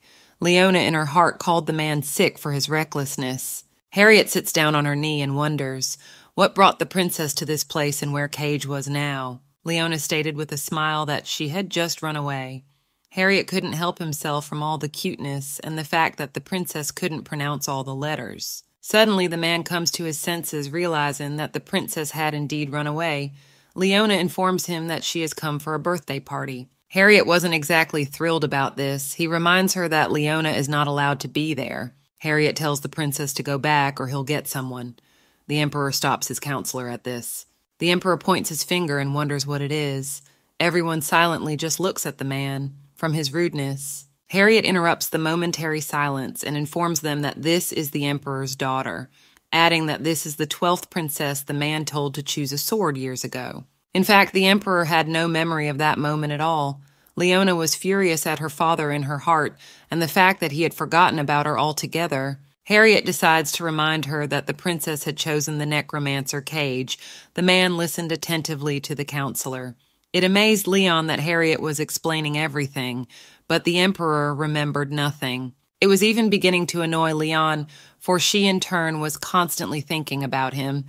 The emperor abruptly remembered, adding that when he looked into Leona's eyes, he abruptly remembered everything. The emperor coldly said the girl's name. Leona picks up on the fact that the emperor infuses mana into his voice when he speaks. The princess assumes that the man is warning her not to fool around. Leona doesn't understand why the emperor has decided that if he does so, the princess will stop fooling around. Leona kindly reminds her father that she is Leona. Leona asked in Harriet's mind not to laugh, wanting to survive the encounter. Leona reiterates that she came to the birthday party but got lost, so she decided to sit in the place. Leona was willing to act nice, discarding her witch pride. The emperor continued to stare at his daughter in silence.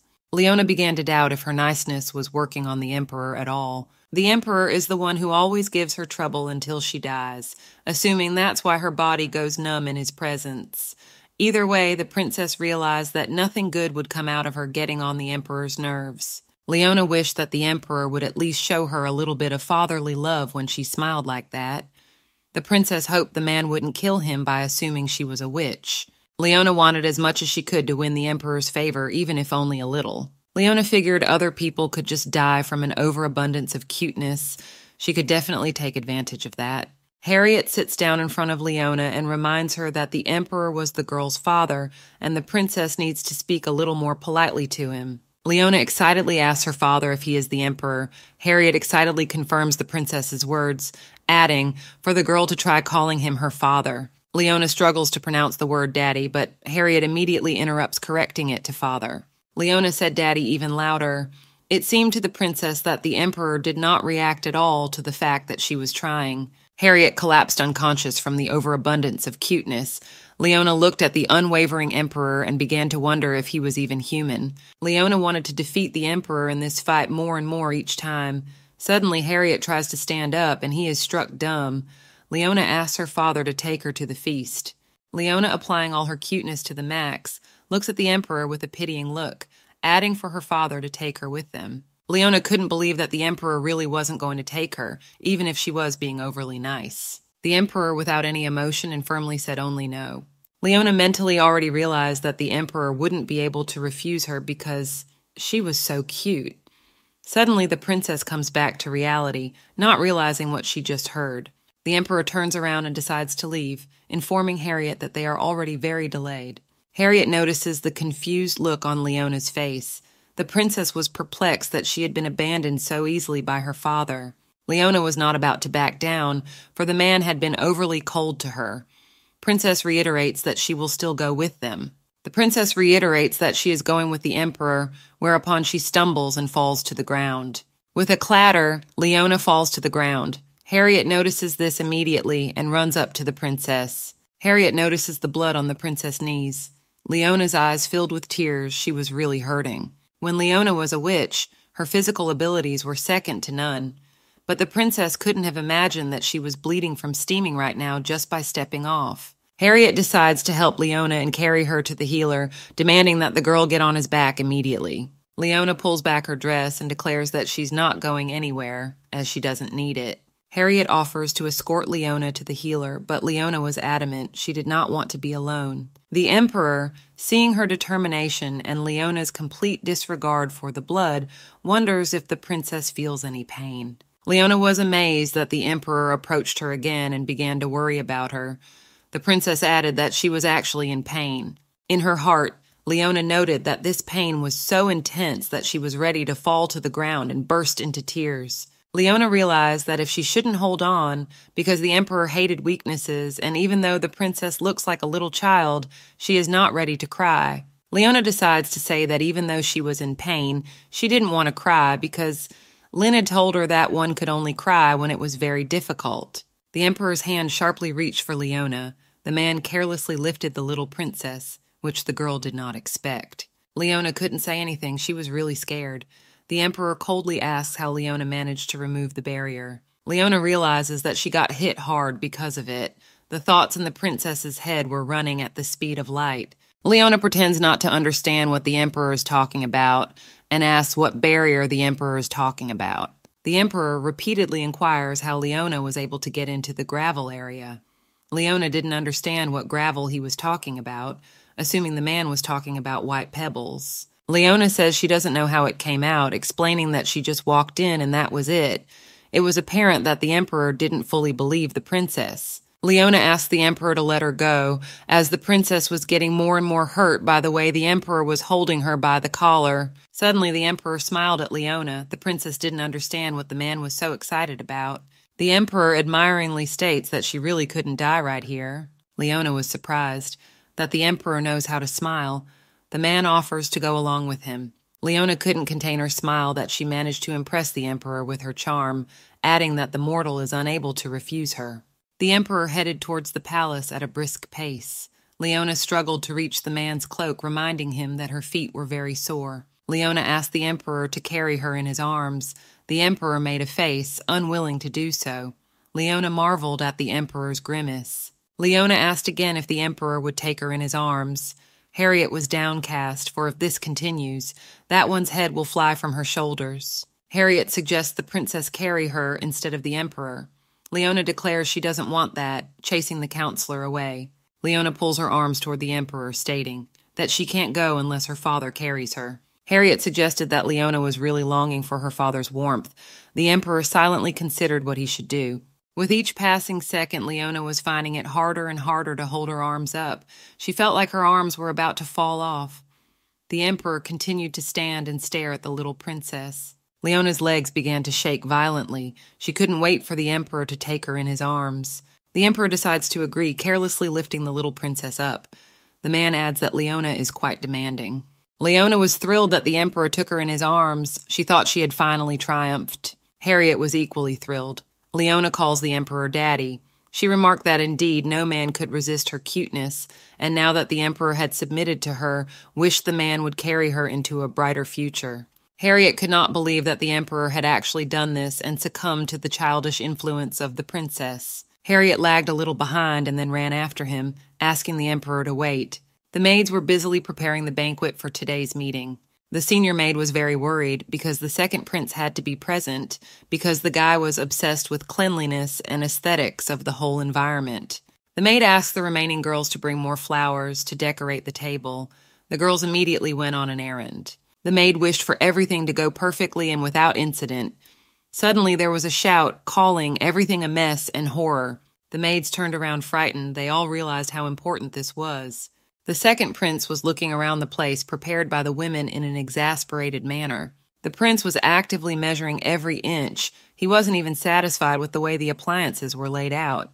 The prince wanted the maids to make everything perfectly even, without any imperfections. The eldest maid bows her head to the prince and begs his forgiveness. The maids assume that the wind has shifted the appliances, but they are ready to fix it right away.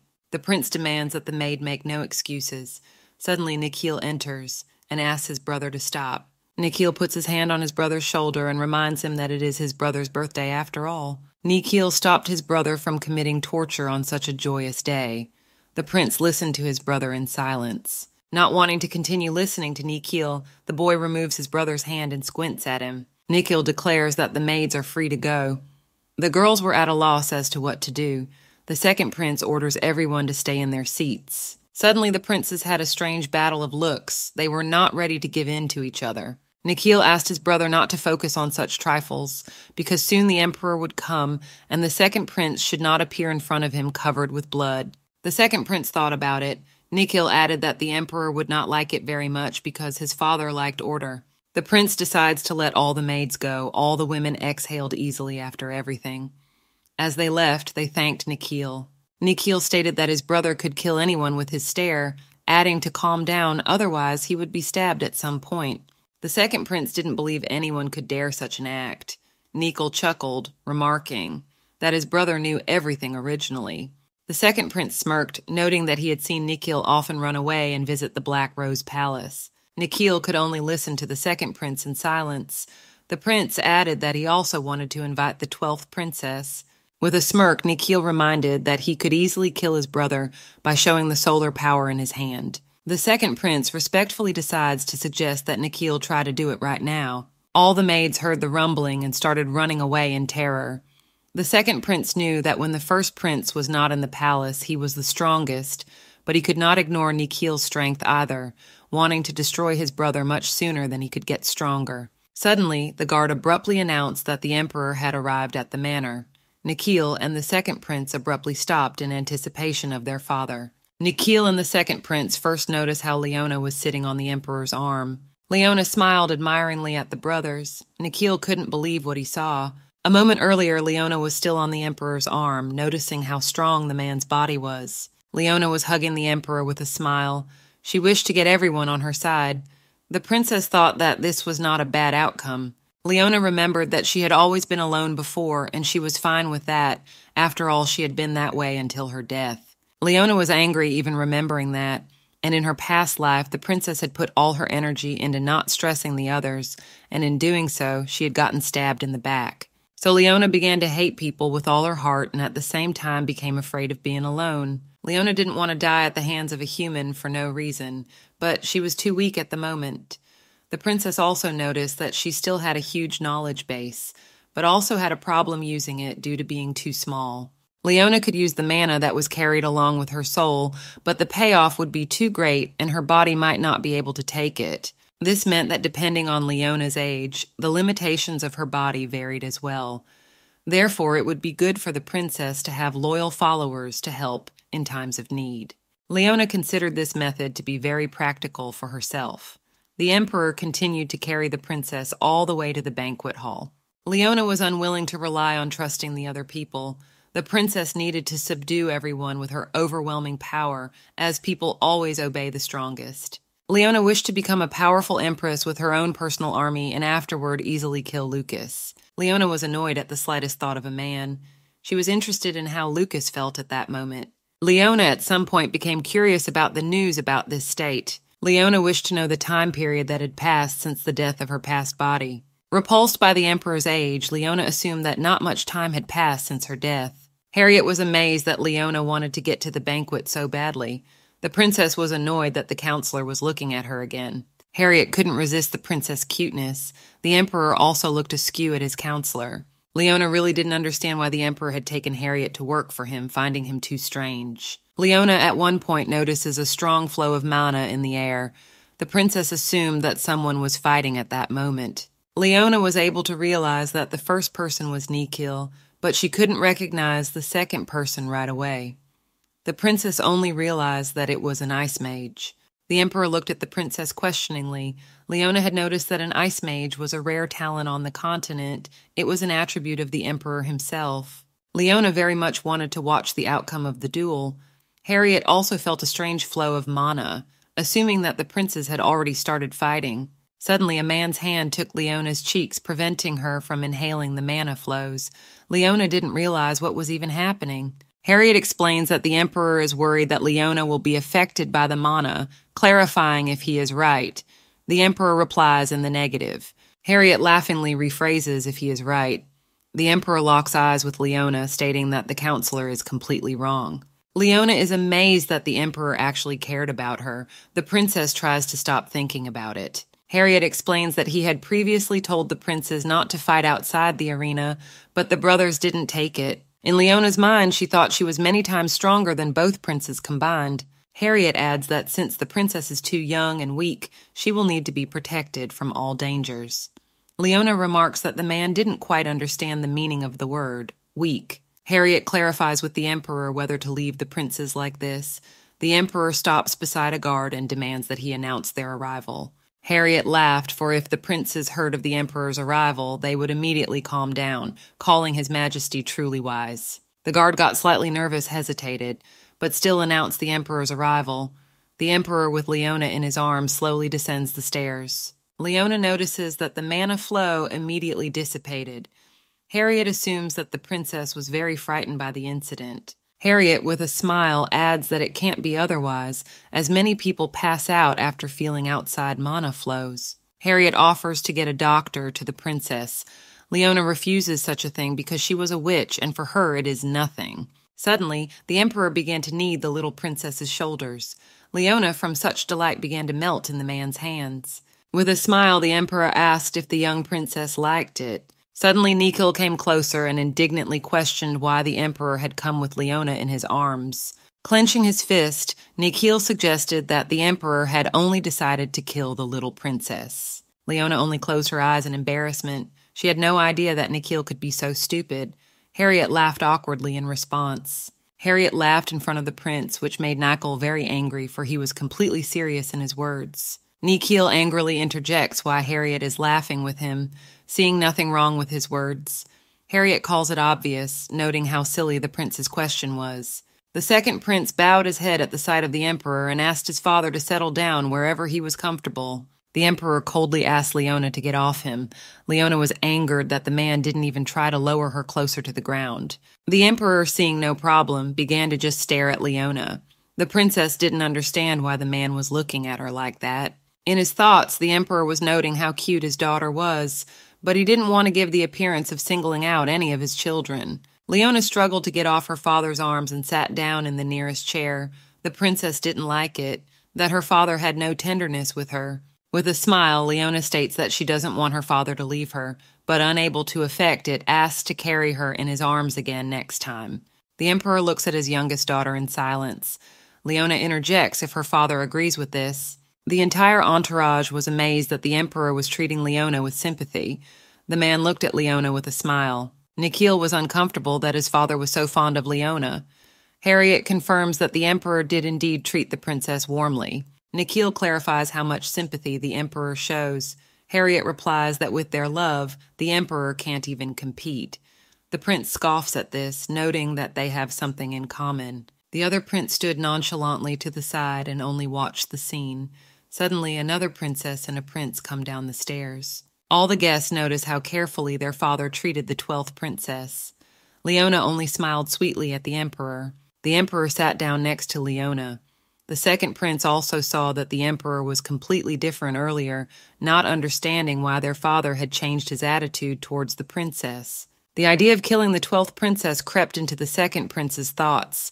The prince thought that the Emperor would not prevent him. After all, he was just being lenient with Leona. The prince believed that Leona had no power to change the Emperor's principles, and their father would not interfere in their fight for the throne. The second prince believed that the Emperor wouldn't blink an eye if one of his children died this day. Even though he already had plans for today, the prince saw no reason why they shouldn't include killing the princess. Suddenly, a man stood behind Leona and announced today was the second prince's birthday. Leona listened attentively to the man. It was not clear to the second prince why Leona was looking so intently at the fork.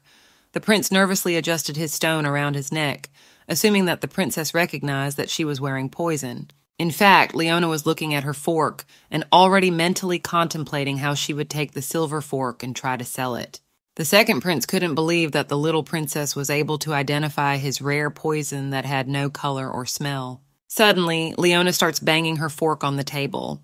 The second prince knew that the poison would become visible if it interacted with the surface. The tip of the fork was gradually already beginning to darken. The prince didn't know what to do about it. since the girl in his opinion already knew about the poison. Leona, noticing the way everyone was looking at her, suggested that her whole family disliked her. Leona figures that there is still something to hate her for. After all, she is the only one who has been in the Emperor's arms. It didn't matter to her. Leona abruptly reached for the apple on the tray. The princess wished to continue gathering all the loyal and favorable personalities around her. Leona didn't want to waste even a minute of time on future enemies, adding that she was a little hungry, so she would eat the apple first. Suddenly, Leona drops the apple by accident. The second prince stands up abruptly, not realizing how the princess was able to guess that the apple was poisoned as well. The second prince ponders everything and remarks that he can no longer let Leona go just like that. The second prince whistled and several ninja-like men jumped out of the bushes. A massacre started abruptly at the table. All the mercenaries abruptly rushed to slaughter everyone present. The second prince orders Princess Leona to be killed first. The archer standing behind the prince takes aim with his bow. The second prince wished to kill the princess at the age of 3 without even the slightest chance of escape. With an insane smile, the prince wished it was his father who had bestowed warmth upon him. The emperor watched the scene with a cold gaze. One of the princes, defending himself from the mercenaries, wondered to his brother why he was doing this to them. The emperor clenched his teeth because he knew beforehand that mercenaries were stationed all over the estate, but he had no desire to interfere. Suddenly, the emperor picked up little Leona and activated the protective shield around him. The second prince couldn't believe that his father was protecting his daughter. The emperor declares that the princess was still unable to fight, so she is not participating in the battle for the throne. The second prince was angry because the emperor never spoke of such a rule, and everyone in his opinion should participate in the battle. Leona herself was amazed that since she couldn't fight, she wasn't participating in the battle. The princess was immediately worried about Nikhil's condition. Nikhil was blocking the attacks of one of the mercenaries with his last strength. Leona took hold of her father's cloak and turned to him. Leona looked at her father with a confused look. The princess did not want Nikhil to die. Nikhil, lying on his back, continued to block all blows with his sword and magic. Tears came to Leona's eyes. She was begging the emperor as hard as she could to save Nikhil. Harriet moved closer to Leona and explained that they could not help Nikhil under any circumstances. Leona asked a counter-question as to why her father only protected her. Harriet explains that the princess' sword was not with him. Leona points out that Nikhil was also without his sword. With a change in her look, Harriet adds that Nikhil's sword was killed earlier. Leona couldn't believe it. After fending off all the attacks, Nikhil, with a serious face, demands that the other prince come out with him for a fair fight. Leona realized that Nikhil wished to fight Ewek, the second prince. At this moment, several more mercenaries simultaneously pounced on the lonely Nikhil, who was standing alone. Leona shouted with all her might to stop the fight immediately, for she could not let Nikhil die. The princess called the prince a future member of her retinue. Leona couldn't let Nikhil die so easily. She wanted the prince to survive at all costs. Leona, watching as bloody cuts appeared one by one on Nikhil's body, realizes that she will have to use her powers after all. Leona's small hand glowed with red flames. The princess wanted to do this once and for the last time. Leona wished to give Nikhil a chance to escape. In his heart, the prince realized that he could no longer win this battle. Suddenly, Nikhil's sword shone with a golden light, which is noticed by the second prince and the rest of the mercenaries. Nikhil uses the power of the sun. The prince knew that after that he would definitely faint, but he had no other choice. For the last time, Nikhil wished to at least strike the second prince. With his last strength, Nikhil pounces with his sword on his brother. The second principal calls for all archers to open fire to kill Nikhil. All the mercenaries release all their arrows at the same time. Nikhil, seeing the number of arrows, has no time to react, only to close his eyes, waiting for his demise. With a serious face, Leona conjures a fireball and launches it between the mercenaries and Nikhil. Bright red flames appeared all around, developing all magic. No one could understand what just happened. Everyone abruptly shifted their gaze to Leona, standing with her hand outstretched. Everyone was amazed that it was the princess who had released such a powerful spell. Leona held her head, for she had completely accidentally used 3-star magic, while she had only wanted to make do with 1-star magic. Leona berated herself for what she had just done. Nikhil was amazed that the bunny had done this for him. Nikhil turned to Leona admiringly, thanking her for the princess saving him. Leona didn't understand why the prince was still here, for in her opinion he should run away immediately. Coming closer to Leona, Nikhil asked where she had learned magic and said nothing, for he could find her a teacher. Nikhil admiringly referred to Leona as a magician like him. Leona confusedly states that everything came out by accident, without her intervention. Nikhil immediately realizes that the princess is lying to him. Leona clarifies why the prince would think that. Nikhil knew that the spell in question was very complicated and powerful. Leona added that she had done what she had previously seen. The other prince couldn't take his eyes off the princess. Nikhil calls the princess a true genius. The prince hopes that Leona is not lying to him. The princess awkwardly looks away. The emperor, standing behind Leona, smirked at what the princess immediately noticed as well. Leona didn't understand why her father was so joyful. The emperor places his hand on Leona's head, noting that the princess had done the unbelievable at the moment. The emperor demands that Harriet immediately summon Zeros. The counselor reports that he will execute the order at once. This is the first time Leona has heard the name Zeros, not understanding who this unknown person is. The emperor states that Leona's test date must be rescheduled immediately. The second prince continued to sit alone amidst the devastation. The emperor thanks them for the introduction, informing them that he is now leaving them. Nikhil was slightly upset by this, as the emperor didn't even bother to show that he was worried about his own children. Leona also noticed the emperor's equanimity. Harriet calls Leona a truly amazing princess before leaving. Leona was annoyed by the man more than anything else. Leaving the banquet, Harriet catches up with the emperor, noting how amazingly unique Leona really is. Harriet states that he knew the princess would do something extraordinary. The emperor only listened to his advisor in silence. Harriet called the princess the best among all, adding that she managed to cast such a perfect spell. In his heart, the emperor assumed that Leona had too much mana reserve for such spells. But the emperor still didn't understand how Leona was able to use a 3-star spell early on. Harriet was worried whether Leona also liked the emperor, living up to his expectations. Harriet felt that Leona needed to urgently win herself a place before the first prince returned, assuming that the emperor would be the one to help Leona with that. For a second, the emperor remembers Leona's sweet face, but immediately asks Harriet to stop with the chatter. Nikhil sighs heavily after everything that happened. Leona, worried about the prince, clarifies if he is hurt. Nikhil asks the little princess not to worry, reminding her that he is protected by the powers of the sun god. Leona wasn't too surprised by this, as she realized that the sun god wasn't the only one helping the prince. Leona adds with trepidation that Nikhil looks very tired. The prince reiterates, saying that he is perfectly fine. Nikhil spreads his arms out, demonstrating that he's perfectly fine, but suddenly the prince's legs are jacked up and the guy gradually starts to lose his balance. Nikhil falls with a thud in front of Leona's feet. The princess was worried about the prince. She didn't want her brother to die so easily. Suddenly a second prince approaches as well. Leona immediately turns her attention to her older brother. The prince decides to turn to Leona. Leona notices that the second prince didn't look like he wanted to attack Nikhil. The second prince decides to check to see if the princess is named Leona. Leona also notices the second prince's bloody shirt, assuming that Nikhil had achieved his goal after all. The second prince adds that Leona saved him, for if not for the princess's magic, the second prince might have died in the battle for the throne. At the last moment, Nikhil's attack should have put a hole in the second prince's chest, but the prince managed to bounce back from the intense flames. The second prince was worried about why Leona had saved both him and Nikhil. Leona didn't understand why she was the savior since she only helped Nikhil. The second prince was also interested in why Leona didn't like that they were fighting, and also the princess was trying to convince the emperor as well. Leona didn't understand her older brother at all. The second prince pondered over everything and added that this was why the poison he had prepared did not work on the princess. Leona in her heart was amazed that there was poison at all at the banquet. Suddenly, the second prince uses magic to bring a hand for the princess. Leone didn't realize what kind of gift they were talking about. Leone was very frightened by the hand of the unknown man that arrived. The second prince was only concerned that the hand in question did not have a perfect cut. The second prince assured that next time he would gift a perfectly cut hand to the princess. Leona absolutely hated to see such gifts in her possession, already being in her palace. Lynn anxiously wondered if the princess would run away to nowhere this time. Leona confirmed the woman's words.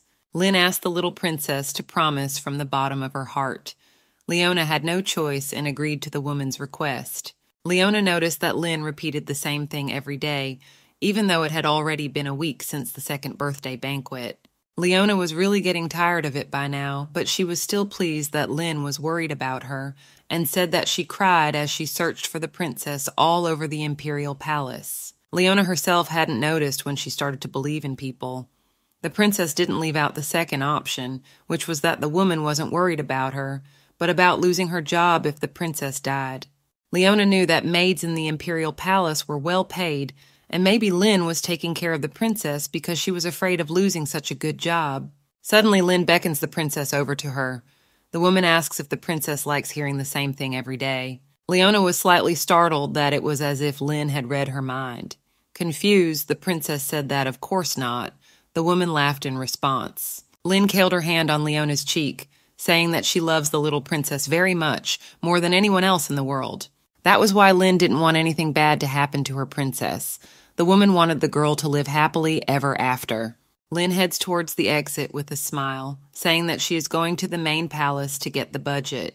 The woman asks not to go anywhere and to behave herself in her absence. Leona briefly agrees with Lynn. Leona, being in the garden, pondered over everything the girl said.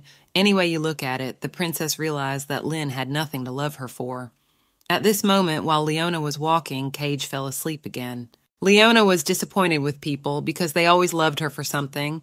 Jean loved her for her red eyes and hair. After that, as the experiment failed, he fell out of love with the girl. Leona also remembered that Lacus loved her too when she helped the prince to the throne, and when he didn't need her anymore, Lacus killed Leona. Leona assumed that Lynn really only loved her because she was a princess. Leona decides to pull herself together and hide her emotions and continue to play her part. Leona was able to figure out that she could use magic. Nothing much changed in her life. The only change that touched Leona was Nikhil. The prince lay bedridden and didn't try to find the princess. Leona also remembered the second prince coming to her several times and giving her strange gifts. The prince holds out the wrapped finger of a man to the princess. Leona was glad that the second prince stopped coming to her once she refused the prince. Leona continued to walk around the garden and fly in the clouds. Suddenly, an unknown voice sounded behind the girl's back, to which the princess did not react in any way. Leona continued to fly in the clouds, which made the unknown guy very angry, unwilling to continue to remain ignored. The unknown guy pushes the princess with all his might. After a strong push on her back, Leona was momentarily startled by this. The young prince indignantly addresses Leona that she should not ignore him while he addresses the princess. Leona was greatly angered, but outwardly continued to remain calm. It was unclear to the new prince what was so brilliant about the princess, as well as how she was able to save the fourth using the fireball. It was unknown to the prince exactly what kind of magic the 3-year-old princess possessed. He was also angry that he, being older, still couldn't master the fireball magic. The young prince believed that he was the one who was the best fire mage in the imperial family. But if the 12th princess could compete with him, the prince was willing to even kill little Leona. The prince repeatedly grabbed Leona's shoulder, wanting an answer to all his questions. With a sneer, the prince asked if Leona was scared, adding that he had heard about the princess's good magic skills, but the boy didn't think it was true, assuming that the girl was the one who had spread the lie. The prince became even more angry as Leona continued to remain silent. The boy demanded that the girl answer him immediately. Leona slowly turned around and squinted directly into the prince's eyes. Abruptly, Leona activated her magic, aiming it at the prince. Using a light spell, the prince was thrown backwards with a clatter.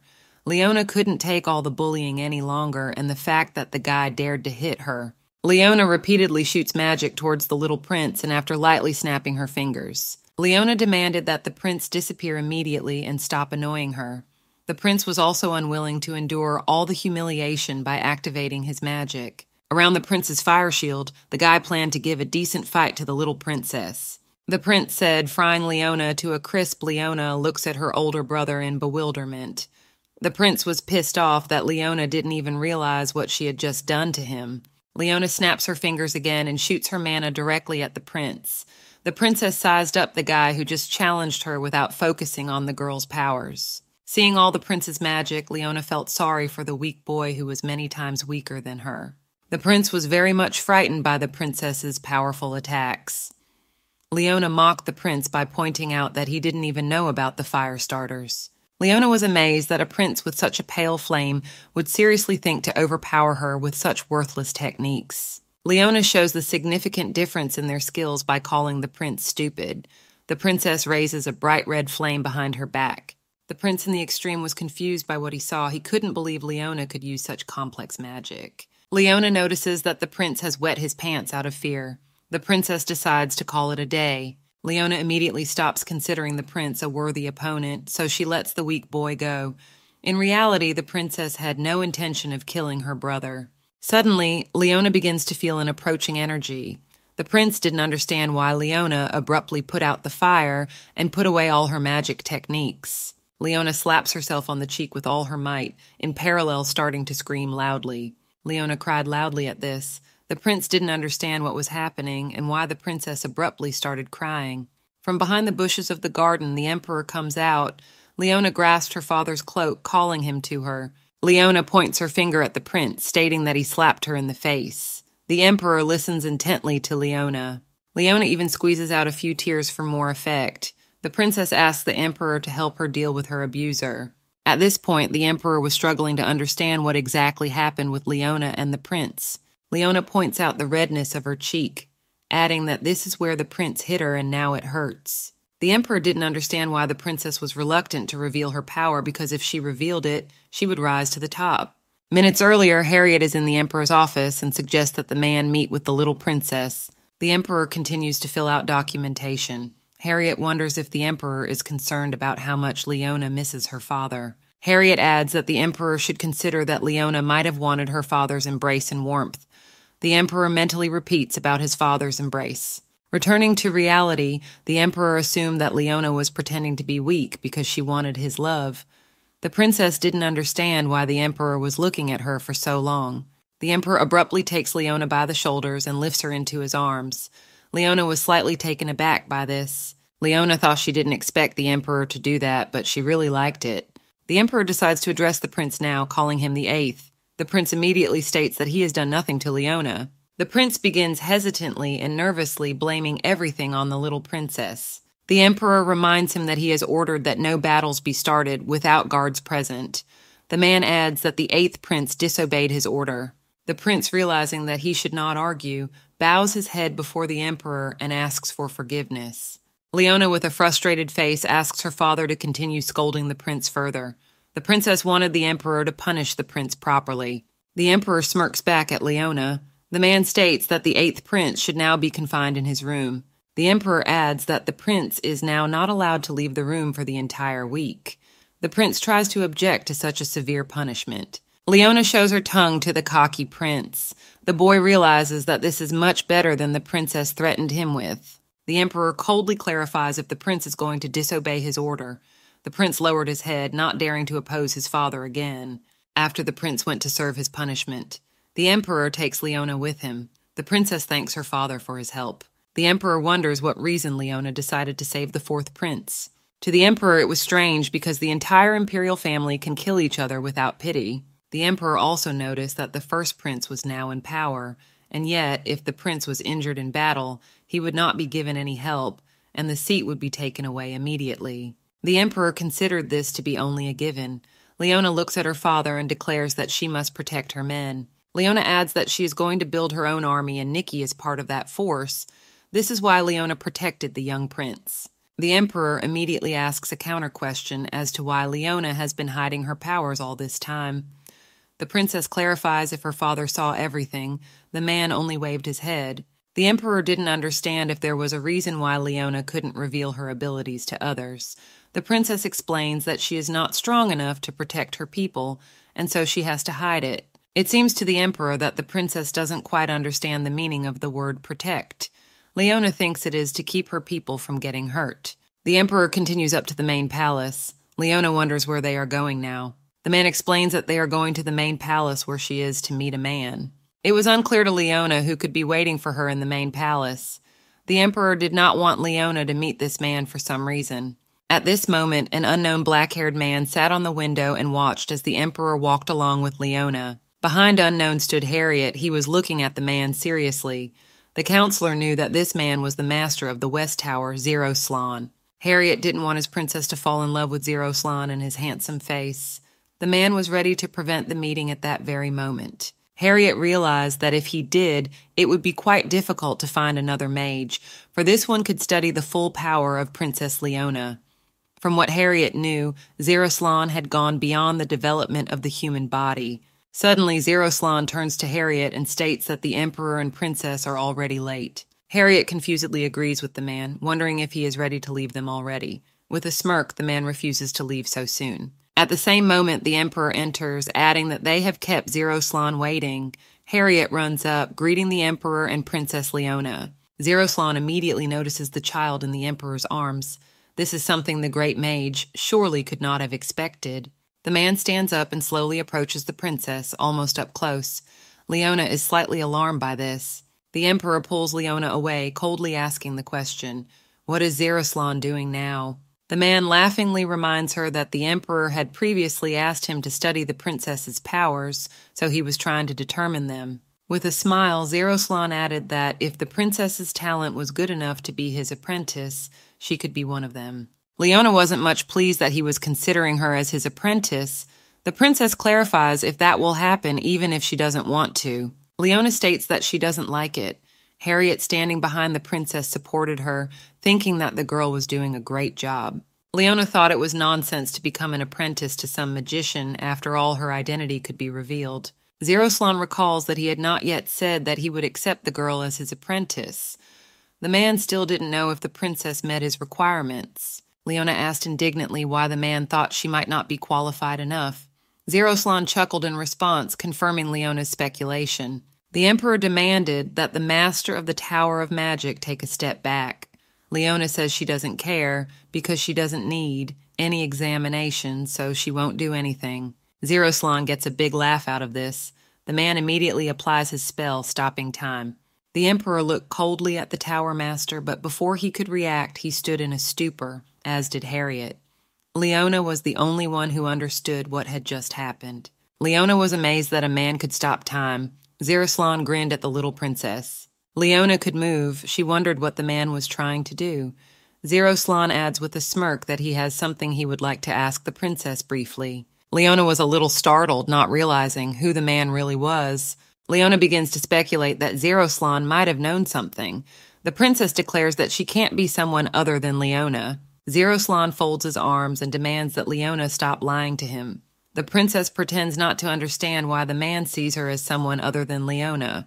Zeroslan suggests that in that case he will stop this magic and report the important news to the Emperor.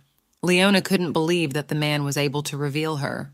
The man spread his hands, asking that the princess think it over carefully and give the right answer. Zeroslan also added that if he did nothing, the Emperor would soon be able to dispel this magic. The man with a laugh saying that ending their secret conversation without closing his mouth properly, clarifying whether he had thought of it all well. Leona looks angrily at the man, asking a counter-question about how much Zeroslan knew about her. The man recalls that the Hasis Empire had received the blessing of Esquina, resulting in all members of the imperial family of that empire sharing a common trait. Leona wondered what that trait was. Zeroslan stated that the soul colors of all the family members were the same, except for the little princess. Zeroslan wonders what Leona's real age was. The princess reveals that she is only 3 years old. Zeroslan grabs the princess's small hand, adding that Leona still hadn't given up on the idea of tricking him. The man had his own methods if the princess continued to lie like that. Leona didn't understand what the man was trying to do now. Zeroslan immediately realized that the princess was about 300 years old and the girl's soul was imprisoned. Leona couldn't believe that Zeroslan could recognize everything with just a glance, because even the Emperor couldn't recognize her power. Zeroslan wondered, should he help the girl? The man added that he could separate her soul once he had a suitable free body, and if the princess didn't like it, he could make the most of her current situation. The man grinned, offering to enter into a contract with him before extending his hand. Leona looked at Zeroslan in silence, contemplating her situation. Almost immediately, Leona placed her hand in Zeroslan's palm. The man thought with a smile that the princess had made a wise decision. Leona decides to activate the electric spark, striking Zeroslan with lightning. The man didn't understand why the princess hit him so suddenly. Zeroslan didn't understand why Leona was looking at him like that. The princess stated that she did not need the mage's help. Zeroslan began to watch as cracks slowly appeared in his time barrier. Leona was not happy that the man was speaking to her in such a condescending manner. Zeroslan couldn't believe that Leona had such an arrogant attitude towards people. Suddenly, a strange feeling visited the princess. Leona realized that she had expended too much energy because of which her body couldn't take it. The girl's eyes filled with tears from the pain. Harriet ran up to the princess. He stated that he would call a doctor immediately. Leona asked not to worry, saying that she was fine. Leona looked at Zeroslan with difficulty. The man was smiling again. It wasn't clear to the princess what exactly had amused the man so much. Leona realized that the man was much younger than her, and this era of decadence where there was no respect for elders. The Emperor immediately turned to the magic tower master after dispelling. The Emperor immediately began to radiate all his power. The man wondered what Xeris had done to them now. In her heart, Leona begged her father to stop. She was in a lot of pain, for this power could actually kill her right now. It amazed Leona that it had no effect on Zeroslan while she was dying in great pain. The mage chuckled, adding that it didn't do anything. The Emperor moved closer, saying he knew how Zeroslan used time-stopping magic. The mage continued to play around, only saying that he had apparently been caught. Zeroslan gushed, wouldn't it be better if the Emperor hid his power? Noting that the princess might be in trouble, the Emperor completely forgot about the princess, after which he immediately withdrew all of his power. Harriet was thrashing around nearby, worrying about Leona. Leona sighed heavily. The Emperor wondered again why Zeroslan had used that magic. Zeroslan said with a smile that he could measure the princess's strength more accurately with this method. The Emperor was concerned about why the princess was suffering if the man only measured Leona's magical power. Zeroslan decides to say that believes the princess's mana came out in an unusual way since the princess's magic power is amazing. Zeroslan stares at Leona intently, adding that comparing her incredible magic power, it seemed to him that the princess's ability to control her body is still not up to par. Therefore, she needs to practice a lot. Leona understood what Zeroslan was implying. She wasn't satisfied with such wording after all. She was perfectly in control of herself. That's why Zeroslan wanted to help the princess with mastering her body for magic. Zeroslan reminds the Emperor how valuable teaching a magic tower master is, but he will take responsibility for the princess. Leona objected again, saying that she was against it. Leona absolutely did not want to go with a man. She didn't like Zeroslan and will go alone or with Cage. Harriet decides to say that they must respect the princess's wishes, and they have no power to force the princess to do something she doesn't like. The Emperor also reiterates that if Leona didn't want to do it, it wasn't worth coaxing. Zeroslan was partly amazed that the Emperor was preparing to refuse his condescending offer. Leona replies briefly that she refuses. Suddenly, with a smirk, Zeroslan begins to address Leona mentally, reminding her that he can tell the Emperor everything. Leona instantly changes her mind and still agrees to Zeroslan's offer. The man smiles back. The next day, Nikhil, feeling better, decides to take a walk. The maid hardly catches up with the prince and asks him to stay in the palace, believing that he has not yet healed everything. In his repertoire, Nikhil demands the girl to shut up. At the moment, he only wished to see Leona, and once he does, his body will recover in a flash. Walking down the street, Nikhil pondered what exactly Leona was doing right now, assuming she was having a quiet time. The prince thought that since he hadn't visited the bunny in a long time, she should be very surprised by his presence. As they approached the gate, Nikhil noticed his other brother sitting there. The prince wonders what he is doing and gets the answer to be quieter. The second prince asks again to be quieter, watching the manner closely. Nikhil also joins in due to curiosity. Nikhil watches as the eighth prince, Eden, becomes very angry, bright red flames appearing around him. Nikhil looks around and realizes that he is now right in front of Eden's palace. The prince didn't realize what Eden was doing at that moment. Eden had stacked a large number of rabbits in a pile and was setting them on fire. For this, Nikhil was ready to kill his little brother. Eden was loudly declaring that he would definitely kill Leona. The prince's sword was standing nearby, asking the boy to calm down and think things through. Eden yelled at his sword, for it wasn't there when Leona attacked him. The prince was outraged that the man could leave him. Whenever he wanted, the man explained that he was running errands for the prince at that moment. Eden said it was no business demanding his sword to go and immediately killed the 12th and bring him Leon's head when he was done. Nigel and the second prince continue to silently observe all that is going on. The second suggested that they team up and become temporarily allies. Toward night, Leona went out on the balcony. She was very tired. The princess had drained all her energy to calm Lynn and Cage. Both girls in their own way were resentful of the princess' absence. The Magic Tower wizard also gave Leona a very bad headache. The princess pondered what she should do next, since the man still couldn't recognize her identity. Leona decides to avoid Zeroslan as much as possible, but that was all overridden by the imminent meeting with the master. Suddenly a man appeared next to Leona, clarifying who the girl was now thinking of. Leona twitched due to surprise. The princess stated that the master had scared her badly. Leona didn't understand how the master was able to appear near her, for she had absolutely no sense of his presence. Leona wished to grow up as soon as possible. Zeroslan notices the look on the princess's face and adds that this is a tradition among the imperial family, and the princess looks at him as she would look at an insect. The princess demands the master leave, calling him very noisy.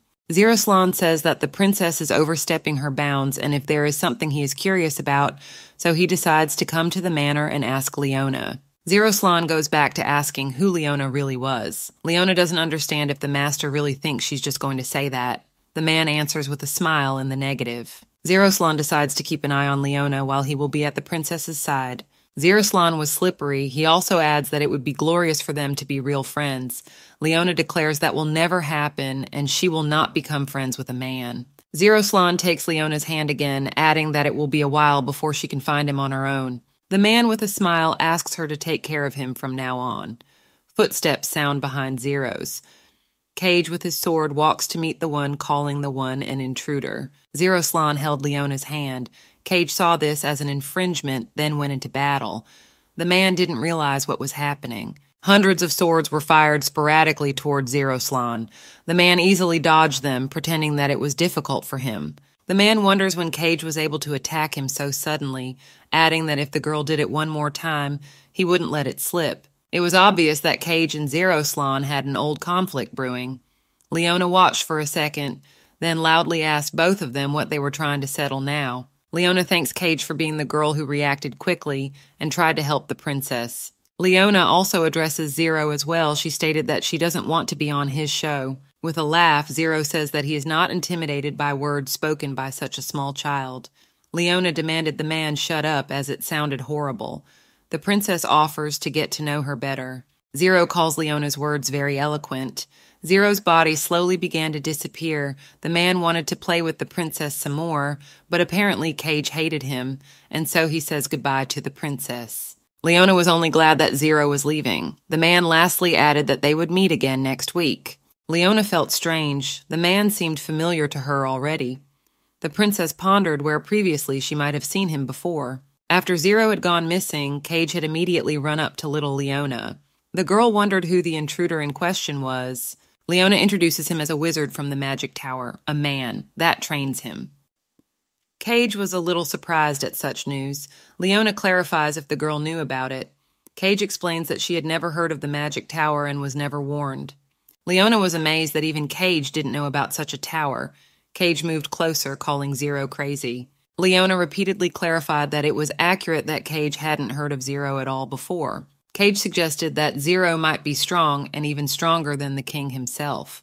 Leona is also very taken aback by this. Cage states that she doesn't know him much and has only seen him once in the past on the plains of Hariel he was present. Leona has heard of this battle. It was a battle that took place during the war between the Zasis Empire and a country in the east. It was a country that no longer existed. Leona remembered that the Empire had won a great victory, killing tens of thousands of enemies with just one force. The princess was beginning to realize that that single force was Zero himself. Leona remembers feeling stronger after being able to use magic at will, but it wasn't enough. Cage decides to clarify if she can kill Zero the next time they meet. Leona didn't understand why Cage was so eager to kill the man. The princess reminds her that he was her teacher, demanding that the girl leave now. Cage agreed, but called the man a pervert. The next day, Leona practiced her magic. She was pleased that she was quietly getting things done. Now the princess didn't have to hide and practice quietly. Leona realized that her suffering would be long, and if Lacus hadn't betrayed her earlier, the princess wouldn't have to suffer now. Leona wanted as much as she could in 10 years to chop off Lacus's head for all her torment. Leona noted that although she had 5-star mana, with such an imperfect body she wouldn't be able to utilize her full potential. Leona realized that if something were to happen, she would have to find another room where she could use magic unhindered. Leona wished to further deposit mana directly into her soul. Suddenly, somewhere nearby, the princess began to hear a strange noise. Leona had previously given orders to Cage not to let anyone through to her. Cage was informing the second prince that visiting the princess was forbidden at the moment. The prince with the basket in his hands explains that he did not wish to fight with the princess, but merely wanted to treat Leona to sweets. Leona also saw Ewek. The other prince was outraged, as he only wanted to pass and eat sweets with the princess. Leona herself didn't really want to see her second brother while she was practicing. In a moment, Leona remembered that Ewek was also a mage. A plan emerged in the princess's mind. Leona stands up, noting that she had previously had trouble figuring out how to hide her skills, but now she had succeeded and it was a great job. Leona heads over to the second prince, beckoning to Ewek. The prince notices the princess approaching. Ewek was worried about Leona, offering her a drink of water to start with. The princess angrily stated that she didn't need any of that. Leona enthusiastically offered her brother to fight her. The princess heartily asked Ewek to help her. Ewek didn't quite understand what the princess was talking about. The prince added that he had not come to fight Leona, but merely to have a snack. The prince wished to see each other one last time before he left the palace. Leona clarifies why Ewek is leaving. The prince explains that he has already turned 12 years old. At the age of 12, all members of the imperial family leave the palace to practice magic and powers. Just as Roderick participated in the Northern Demon War, Ewek planned to join the war on the western border. Leona immediately assumed that Roderick was the same, unknown first prince. The princess began to realize why she had not been able to see the prince earlier. Ewek adds that when he leaves the imperial palace, he won't see Leona for a long time, so he wanted them to enjoy their time together. That's why Ewek didn't want the last meeting to be spent fighting. Leona couldn't wait to see how strong the second prince was, so she didn't understand why Ewek was unwilling to have a duel with her. Leona assumed that Ewek was afraid that he would be scolded by the emperor, but this time her father wouldn't be able to do that. Ewek explains, that's not the problem anymore. Leona didn't understand why the second prince was refusing then. The second prince thought Leona was weaker than him, and he wouldn't fight someone weaker than him. Leona laughed. She just didn't think so. Ewek decides to call it a day and get back to the fact that he brought sweets to eat before leaving. Leona wonders what will happen if she can win her older brother. The second prince states that it won't happen. Leona thinks with a smile that these are just empty words. The prince declares that if Leona wins, he will grant her any wish. With delight, Leona adds that she will do whatever it takes to win. Cage stood by watching Leona and Ewek fight. The second prince wasn't going to spare the little princess, showing all his strength. The second prince activates ice magic. Suddenly, Leona was approaching Ewek at an extraordinary speed, which Ewek didn't expect at all. Leona is already next to Ewek and makes a single swing, which causes a huge cut on his clothes. The second prince quickly jumps back. Leona was actually aiming directly at Ewek's head, apparently wanting to kill the second prince. Ewek was unable to follow Leona's movements, assuming that the princess had teleported to him and at such a far distance. Leona demands in all seriousness that Ewek not let his guard down. At the same moment, Leona activates the next spell, Earthquake. The entire arena erupts into a violent rumble, the ground beneath the princess' feet sliding sideways and upward.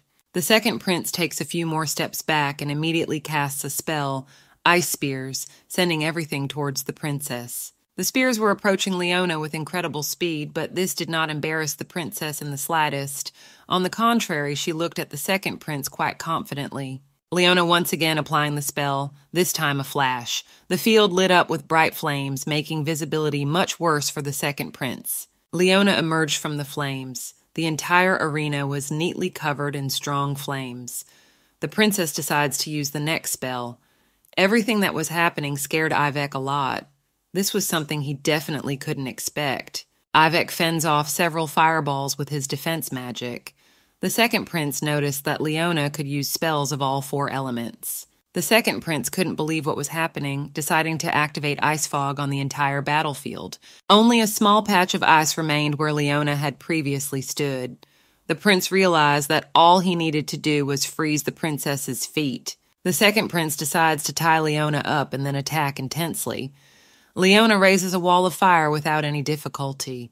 All the ice fog disappears in a blink of an eye. Leona uses the flight spell, flying close enough. The princess adds that the second prince almost succeeded. The second prince had a hard time believing it all. He also assumed that Leona was blessed by the dragon. Leona turning to Ivek with a smirk, wondering if that was all the prince could show her. Ivek didn't know what to say to that. The prince was in awe of his younger sister's power. Ivek wonders how the princess could use such powerful magic. Leona declares that it is her secret, for she could not tell anyone that she is actually a witch. The second prince agrees with Leona that he lost. It was hard for him to admit it. Ewek lowers his head in confusion. In his heart, the prince only wondered if there was any point for him to continue the fight, because even if they continued, he hardly had a chance of winning. The prince looked at his hands. They were gradually becoming wet from Ivek's tears. Ivek fell to his knees and admitted his defeat. With a smile, Leona acknowledges the prince's defeat. After that, with a flick of her finger, the entire arena returns to normal. Leona descends to the ground and walks over to Ivek, who is sitting on her lap. The princess extends her hand to her older brother. Leona declares that the second prince is now her subordinate. This is something the prince certainly couldn't have expected. Ivek wasn't quite sure what the princess meant by servant. Leona calls the second prince her number one servant, because the loser must follow the orders of the winner. The second prince thinks for a second and then agrees, because the princess was right in her own way. Leona immediately decides to give her new servant an assignment. After all, there was business to be done urgently. The second prince wonders what business Leona is talking about. The princess begins to draw something on the sand of the arena. Leona adds that she knows about Awek's departure, but even though she doesn't know his destination, she still hopes that the guy will get to where she needs him. Ivek, observing the drawing, begins to realize that it was Carol's kingdom. Leona orders the prince to go there and find out what the kingdom is all about and inform her afterward. Leona also asks to find out about the well-being of the current King Lacus, after which decides to correct herself as if she doesn't know the king's name. Ivan begins to understand a bit what this is all about. The prince wonders if this is to prevent the princess from getting her hands dirty in blood. The other prince adds that if he tries to kill the king, he himself will be killed in the same minute. Ivek adds that he thought the princess was different from the other members of the imperial family, but as expected, Leona was the same. The second prince clarifies if King Carol's murder is a call to action. Leona doesn't understand what the hell she just heard. Leona didn't understand why Iwan thought he should kill the king, since the princess only said to find out what the kingdom was and then come back. Ivek again clarified if the princess meant that he should sneak in and kill the king. Leona wanted to know if Lacus was ruining his country because of his character, or if he was putting on a kind of mask and trying to rebuild it. The princess briefly agrees with the prince. Leona loudly declares that it is she who will kill King Carol. The princess adds that if the prince tries to do so, she will be killed immediately. Iweku covers his face in bewilderment as to why Leona was interested in Carol's state specifically. Leona states that the reason shouldn't matter to Ivek, because it's an order, and since the prince has become her servant, he should do everything unquestioningly. Leona averts her gaze, adding that if Ivek refuses, she is willing to play him again. The prince begins to think the princess is truly amazing, for she was honoring him as a loser. Leona didn't quite understand her brother. Ewek was embarrassed that Leona actually considered him her man, calling it magnanimous. Blushing with embarrassment, Ivek stated that he would do the princess's errand perfectly and she would be satisfied. Leona thanks Ivek, calling him a servant again. In her heart, the princess didn't fully understand why the prince was also grateful to her. Either way, Leona was glad that she was able to solve at least the first case. Toward nightfall, Zero was bored in his office. There was really nothing to do. For Zero, any mage was useless, so he had to kick a lot of them out of his head, but he still had to keep a few. Zero was also tired of killing monsters by this point, and there were no monsters left for him to kill. Zero was lying on the couch thinking about where he could find something interesting in a short time. Suddenly, Zero thought of the 12th princess. The man thought her abilities were unusual, for it was the truest rebirth of the soul. Zero couldn't even remember a single instance like that in the entire history of the continent. The man had truly never heard of such a thing, except when the dragons were trying to dispel their boredom. Zero begins to speculate that Leona is merely a descendant of a real dragon. If so, Leona, in his opinion, was very different from dragons, for the princess seemed unusual to him and full of a desire to kill. Suddenly, Zero jumped up sharply from the couch. The man, as thought of the princess, immediately wanted to see her. Zero noticed that the princess was still slurring her words and swearing constantly, so much so that he wanted to pinch the girl's cheeks. Zero decides to check on the princess the next day, and now the man felt someone coming to him. Zero goes down to the first floor, after which he greeted his guest, adding that they haven't seen each other for a long time, for it was King Carol. The second prince activates the spell, Flight. Flying above the mansion, the prince lands on the roof. The second prince notices one of the barriers.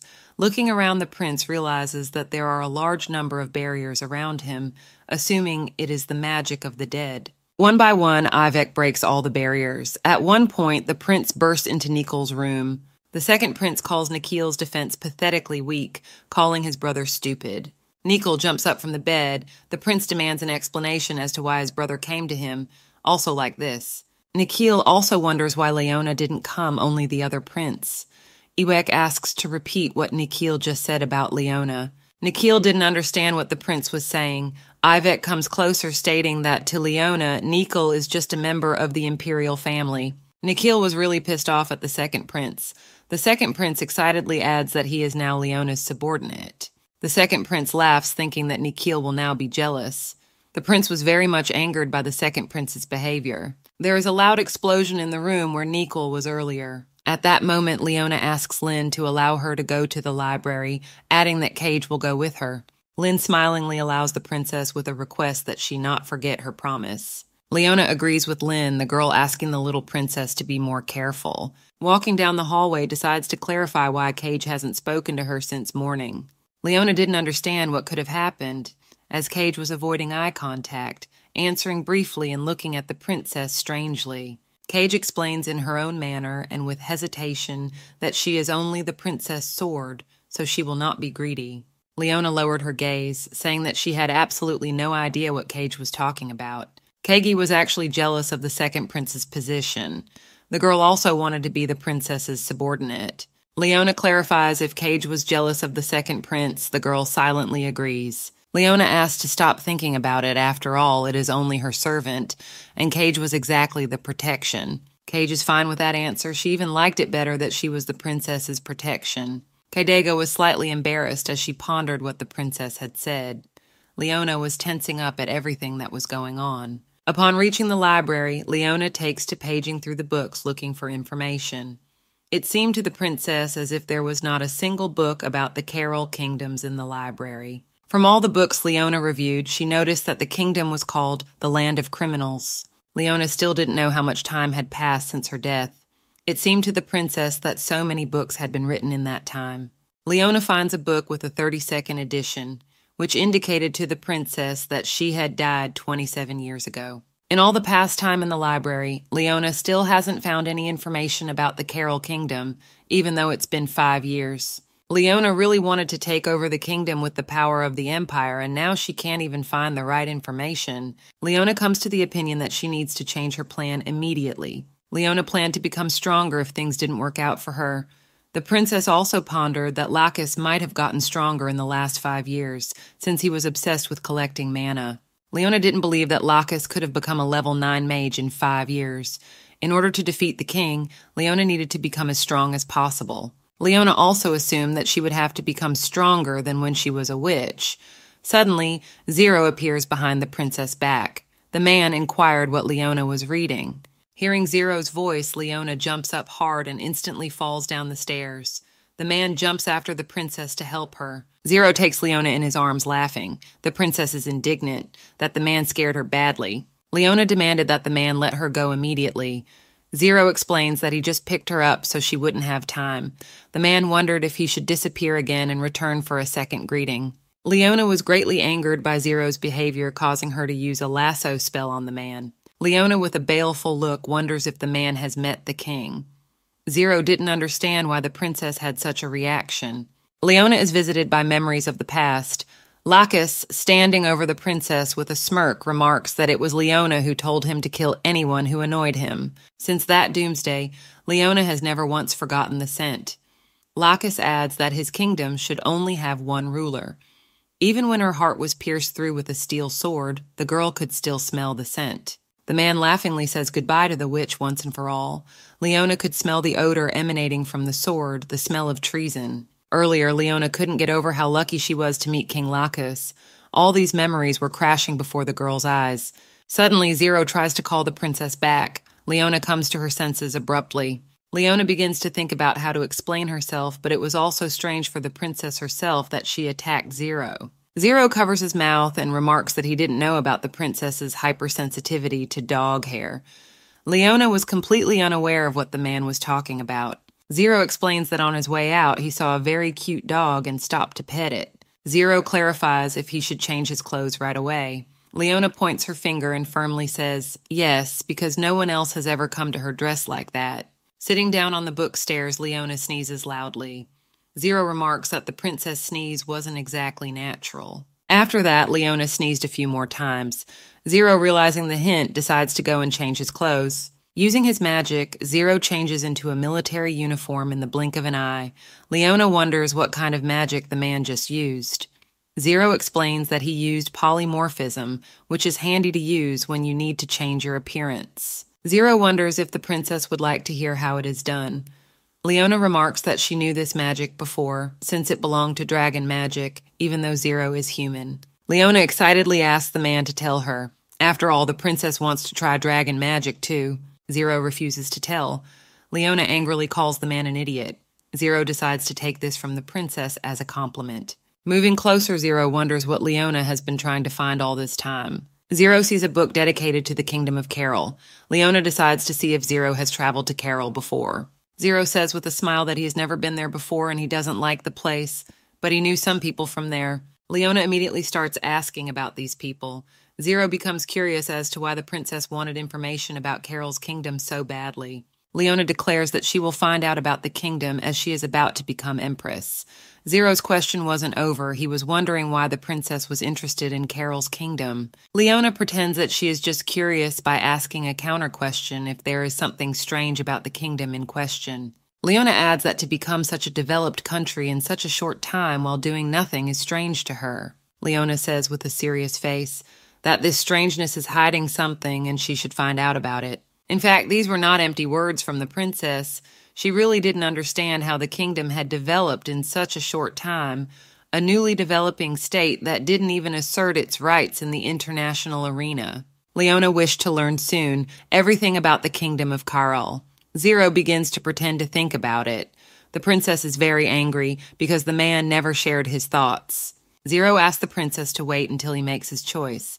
Leona could not understand what choice the man was talking about. Leona begins to assume that Zero was now thinking about who to choose between her and the state of Carol. Zero waved his head approvingly, adding that if he makes a wrong choice, only he will suffer. Leona explodes in extremis at such disrespect for her. The princess reminds her that she always wins, and this time too. Leona clarifies if Zero doubts her powers. The man asks to be reminded how old the princess is. Leona replies that she is now 3, to which Zero points out and the reason why. Zero decides to add that even though Leona says she'll get stronger, it's impossible to give a definite answer, and there was one small problem with the man. Leona didn't understand what such a problem Zero was talking about. The man says it was about money, as he is an extremely mercantile and greedy man. Leona stands up abruptly, stating that she has a lot of money. Zero had no doubt about it, listening to the princess with a smile. Leona begins to feel like Zero isn't taking her seriously.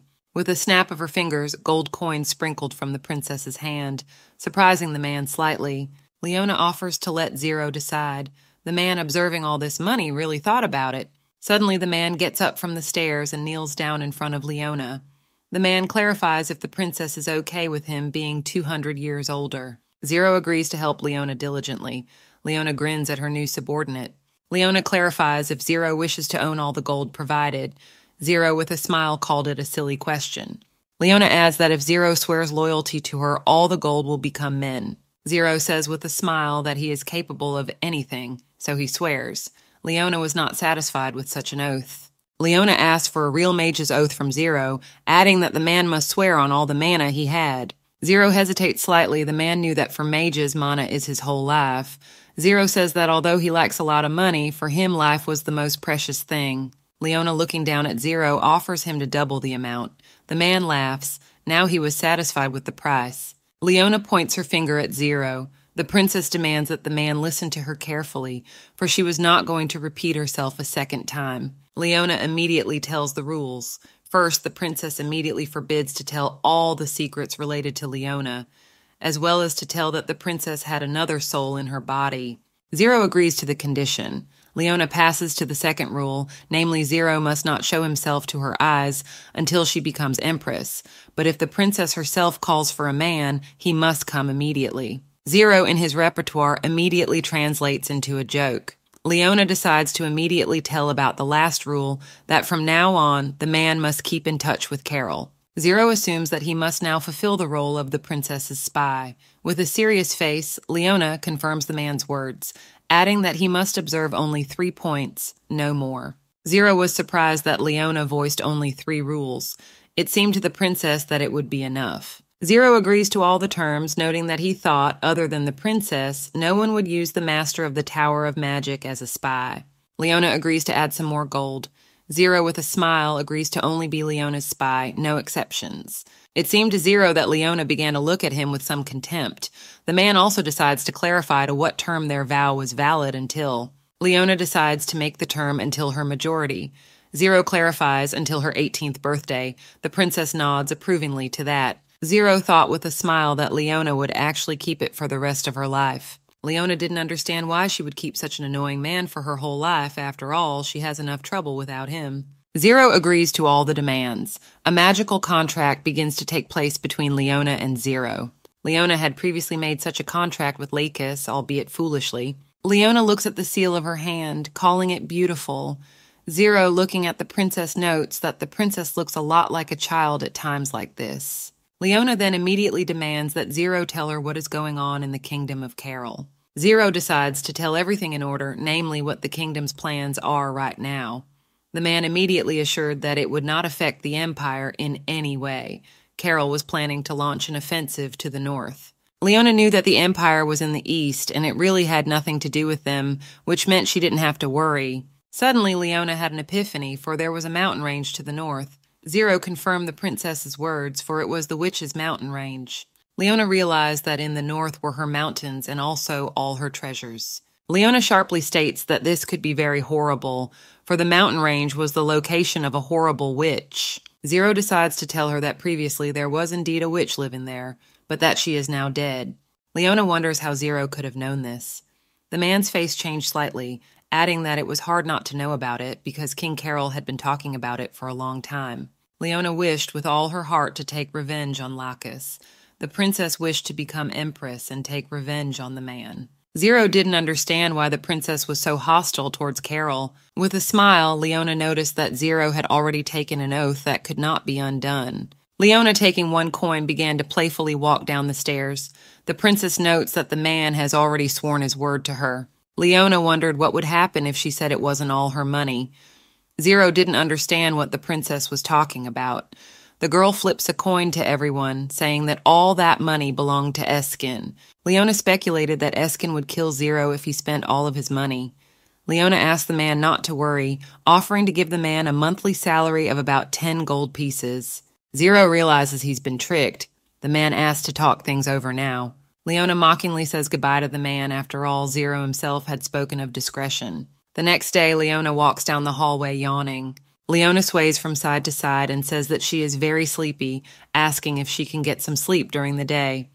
The girl reminds her with a smile that the princess has a 4th prince waiting for her. Lynn walks parallel to the princess, adding that the 4th prince will be upset if Leona is late. Leona, with a dose of sarcasm, says that they should hurry up then.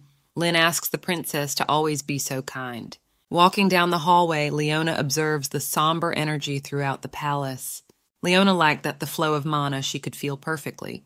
The princess assumed that her mana supply would be able to increase because of this. Leona decides to stay in the energy room as long as possible. Nikhil comes out of the door greeting the princess. The prince immediately says that he was really looking forward to their meeting. The prince asks why Leona was in the library for so long. The princess tiredly mumbled something to herself. Nikhil wonders what Leona was doing in the library for so long.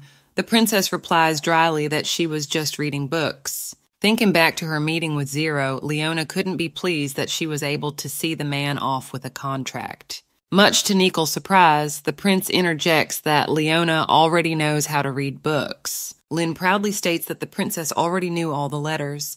Nikhil had a hard time believing what he heard. Nikhil, with a smile, calls the princess a true genius because that is rare. The prince wanted to tell the fourth wise man about it. Lynn clarifies if the prince was serious now. Nikhil didn't understand why the maid was so surprised. After all, if Leona has such a talent, he is obligated to tell the sage about it. Lynn bowed and thanked the prince for his condescension. The maid put a few glasses of hot drinks. Nikhil, watching Lynn's work, reminded him of his maid, who was always only complaining about her duties. Nikhil is really glad that Leona is so lucky to have a maid. Lynn informs the prince that Leona has so many good things going on only because of Nikhil. Lynn clarifies if she is correct in Leona's words. The princess does not take a break from her cocoa and agrees with the maid's conclusions. Leona abruptly remembered a wise man who started an argument with her, but afterwards very quickly left with his head down because he lost. Leona continued to drink her cocoa with a serious face. Nikhil watched the little princess carefully. Nikhil decides to approach the princess and find out why Ewek became the princess's servant. It immediately becomes clear to Leona the reason why Nikhil was trying so hard to meet with her. Nikhil stated that Ewek could not be trusted so easily. Nikhil reminded the princess that Ewek had always hated the princess and had even tried to kill her. Leona wonders what the prince was trying to say with that. Nikhil decides to say straight up why Leona chose Ewek over him. The princess wonders in response if the prince also wishes to be her servant. Nikhil firmly states that he does, as he didn't consider himself inferior to the other prince. Leona did not make Nikhil a subordinate, as they had never quarreled before. The princess informs him that this is not the case. Nikhil lowers his gaze, adding that the real reason is that he is not strong enough for the princess. Nikhil assures the princess that it's because of his age, but he was going to be twice as strong in the future. Nikhil reminds her that the children of the royal family became many times stronger when they came of age, so he would be very powerful in the future. Nikhil adds that Leona won't have to worry about security then. The prince is asked to appoint him as his subordinate after all. Nikhil firmly decides to help Leona in everything, because he will never betray the little princess. Leona recalled how the king had previously said similar things to her. The princess could not understand why everyone was so drawn to her without realizing what their gain was. Leona briefly states that she wishes to become empress.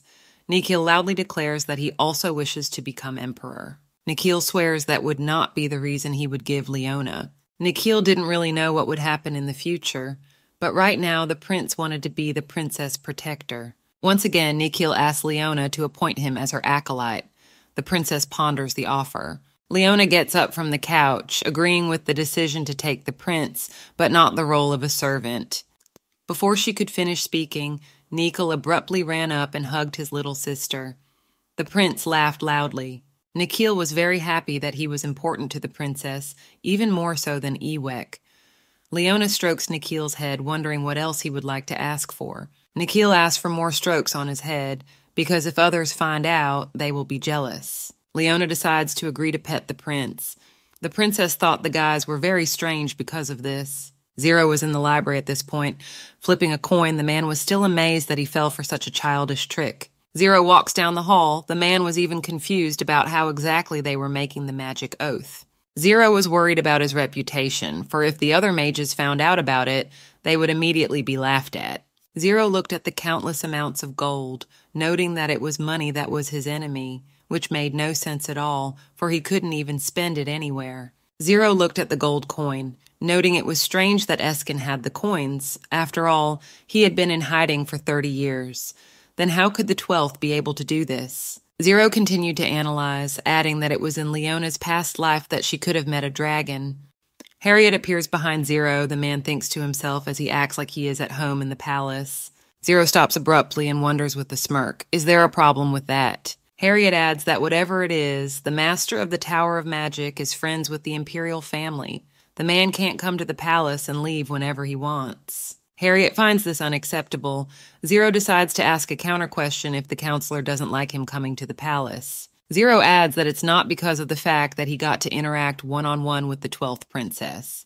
Harriet loudly states that this is why, because he was stressed about how Zero was seeing the princess on a regular basis, and he didn't want to put Leon in danger. Zero didn't realize what kind of threat Harriet was talking about. The man reminds her that he is a mentor of magic. It would be strange if he posed a danger to his student. Harriet attacks Zero again, saying that he didn't like the man from the moment he saw him, as he looked as if he was up to something. Zero realizes that the counselor just didn't like him. Harriet sarcastically says that since it's for Zero that he realized that. Harriet wonders what Zero's purpose is in trying to get close to the princess. Zero remarks that it was the Emperor who called him to be Leona's mentor. Zero's interest in the princess was only due to simple curiosity. The man voiced that there was something interesting about the princess that he wanted to explore. Suddenly, a gruff voice sounded. The Emperor was coming down from the second floor, wondering what was so unusual that Zero had noticed in his daughter. Zero was slightly surprised, for until the Emperor himself made his presence known, the man had not felt that at all. The Emperor asks the Tower Master to narrate everything. Zero states that he doesn't feel much like answering for a simple thank you, also adding that because of the counselor's hatred, he received a deep stab in his heart. The Emperor coldly adds that he will give Zero a magic stone for the information he received. Zero wonders exactly how much he will get. The Emperor shows one magic stone. Zero says, "It will be too little." The Emperor names a price of 2 boxes of magic stones. Zero agrees to the entreaties, asking for them to be delivered by tomorrow. Zero is a little tense, as he wanted to bend the rules a little without mentioning the princess's soul. Zero tells him that regarding Leona, he has come to an interesting conclusion. Zero states that Leona is actually the descendant of a dragon. The Emperor interjects, "the man." Harriet was shocked that the princess had inherited the dragon's powers. Zero says that it is only his speculation for now. Harriet knew that the last dragon heir was the first Emperor Hasis. Harriet added that, even having reached the rank of the greatest, the Emperor is only an ordinary person in the imperial family, not an heir to the dragon. The Emperor slowly descends the stairs. Zero repeats that he is not completely sure of this, calling it only a guess.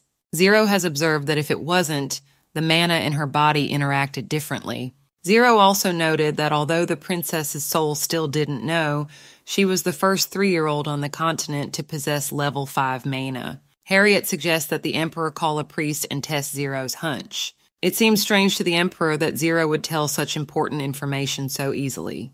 Zero reminds him that he is the princess's mentor and thinks they are now allies in a way. The Emperor states that it's only natural since he can't make an alliance with a man who has dealings with Carol. Zero smirks back, noting that the Emperor already knew everything.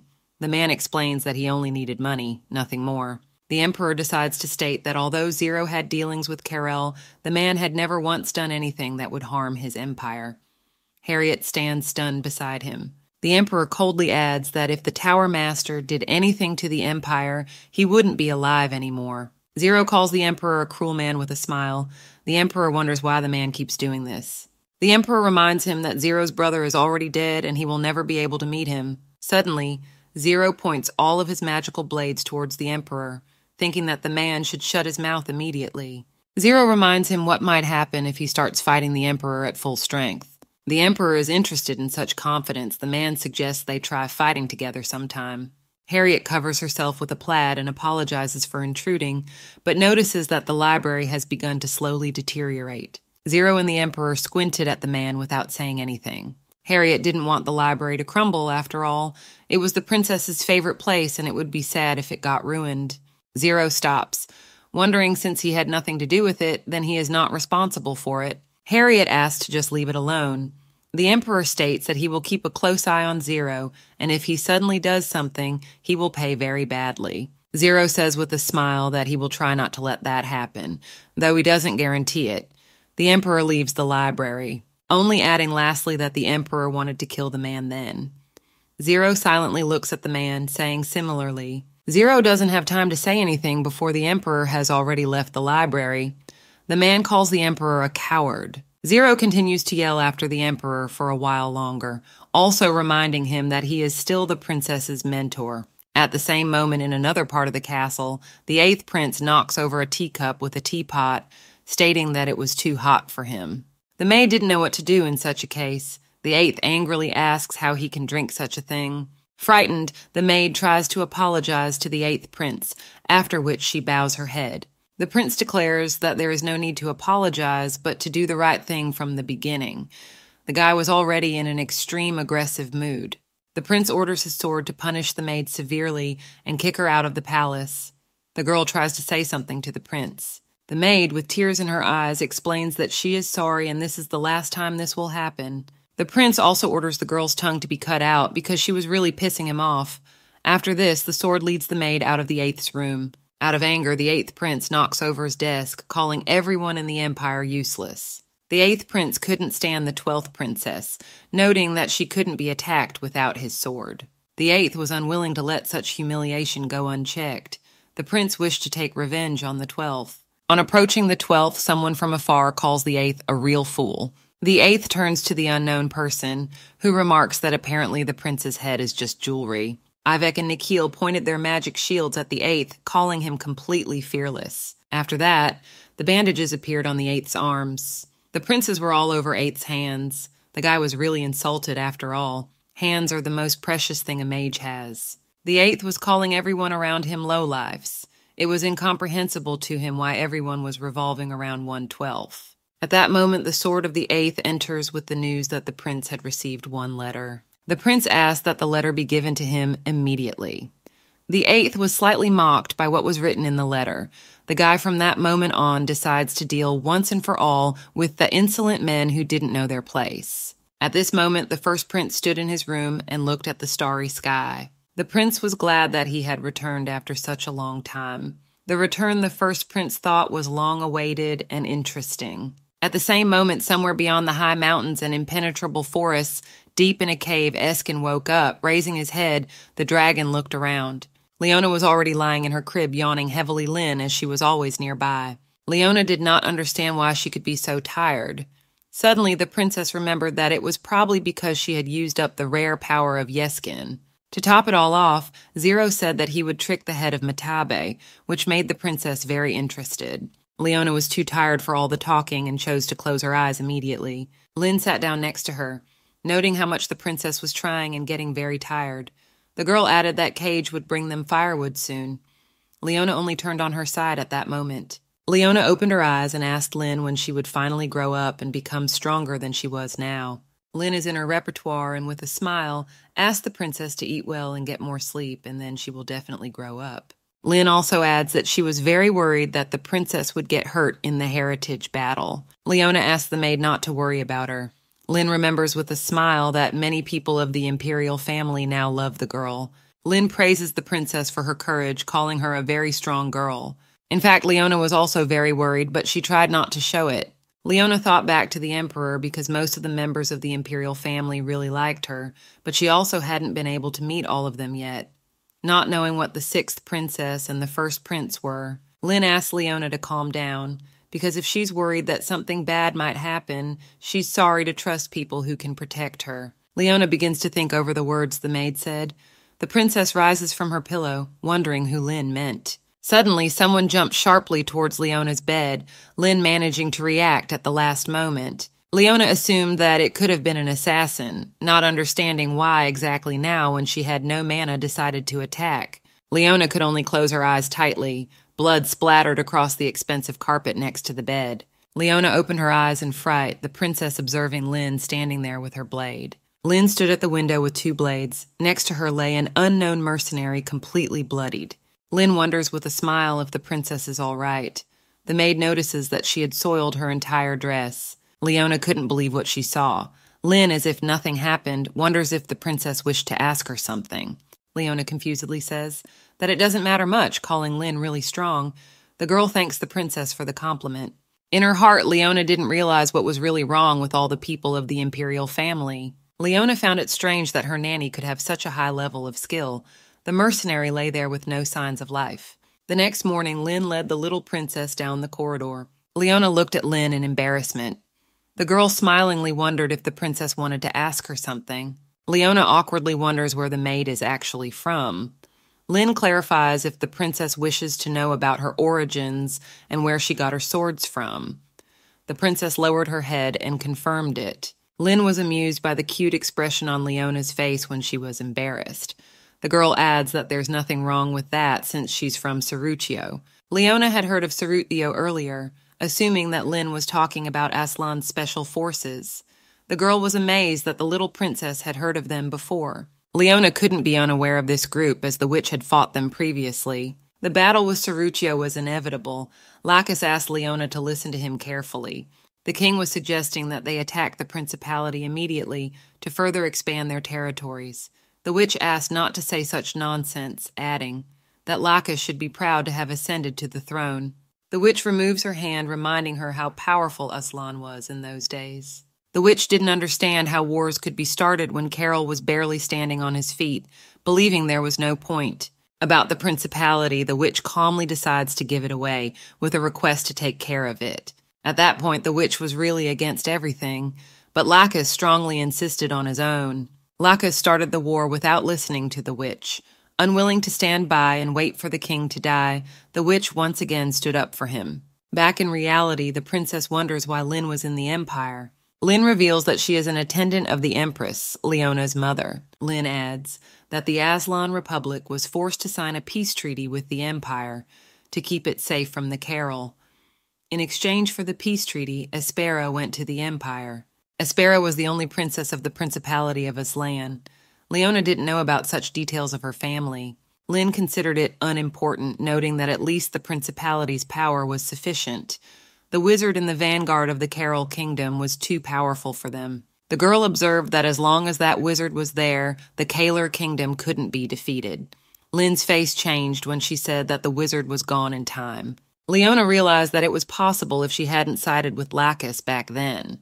The Principality would not have become a subject of the Empire, and Espera would not have joined the Empire. If all these events hadn't happened, then the birth of the Emperor's child wouldn't have happened either, then Espera wouldn't have died and Lynn wouldn't have been sad. Lynn added with a smile that everything was fine now, and the Empire was also taking care of the convenience of the Principality. Lynn stopped and sat next to Leona, saying that if it wasn't for all of this, the beautiful princess wouldn't have appeared. Lynn wonders if Leona misses her mom a lot. Seeing everything in the princess' face, the girl adds that she also misses Espera and her family. Lynn decides to dispel the situation by saying that on her 5th birthday, a delegation from the Principality decided to come to the Empire. Leona couldn't believe what she was hearing. Lynn excitedly also said that the king would come as well. The witch had previously met King Aslan, whom she had tried to destroy. Now Leona was waiting for the man who would come to her birthday party. The princess understood the pitifulness of her situation. Leona realized if the kingdom found out that she was a witch from the north or that she was Carol's front man, she would definitely be killed. Leona absolutely did not want to die again by human hand. The princess realizes that she has abused her power too much, hoping that she won't be caught. Leona makes the decision to be quieter for a while, avoiding trouble. Lynn reports that they have arrived. In front of the princess stood the Emperor, Harriet, and Zero. All of them greeted Leona, each in their own way. The Emperor, using a gravity spell, lifted the princess into his arms. The man assumed that Leona was very tired, so he decided to take her in his arms. The Emperor asked his daughter to be lenient and say thank you to him. Leona thanked her father with a smile. In her heart, the princess didn't know at all what to do at times like this. Leona squinted at Zero, wondering why the man was also with the Emperor. Zero explains with a smile that he also came to play with the princess. Zero asks the princess not to worry as he will actually be busy as well. Leona wonders why they need a priest. Zero explains that the man has come to bless the princess. Leona wasn't quite sure why all the ritual. The Emperor clarifies that there are rumors that the princess has inherited dragon blood. Leona looked indignantly at Harriet, clarifying who would say such nonsense. The counselor quietly says that Zeroth said it. Leona glared angrily at Zero. The man immediately states that he didn't break his promise to her and didn't say anything. Leona instantly changed in her face, pointing a finger up. Zero was utterly confused by the princess's reaction. Leona called it a small success because if it's for real, no one will ever suspect that she's a witch. Leona loudly declares that it is true and the power of the dragon flows in her. The Emperor thoughtfully only listened to the princess without saying anything in response. In his mind, the Emperor realized that if it was real, the territory on the continent would change. In his mind, Zero conveyed to Leona that she was playing very well. The princess resented the man for using telepathy without asking if she wanted it. Zero really wanted the princess to treat him as her mentor. Zero really wanted to talk to the princess. Leona demanded that the man shut up. Zero adds with a smirk, already out loud, that Leona's body has indeed inherited the power of a dragon. Leona never really thought about it because her body was born with a mana of 5 stars and a human subject. Leona thought it didn't make sense because if the body was really the dragon's offspring, it would have a fixed soul, and her soul couldn't take over the body so easily. Leona decides to leave it as it is and think about it later. The second prince has also come to see what is going on.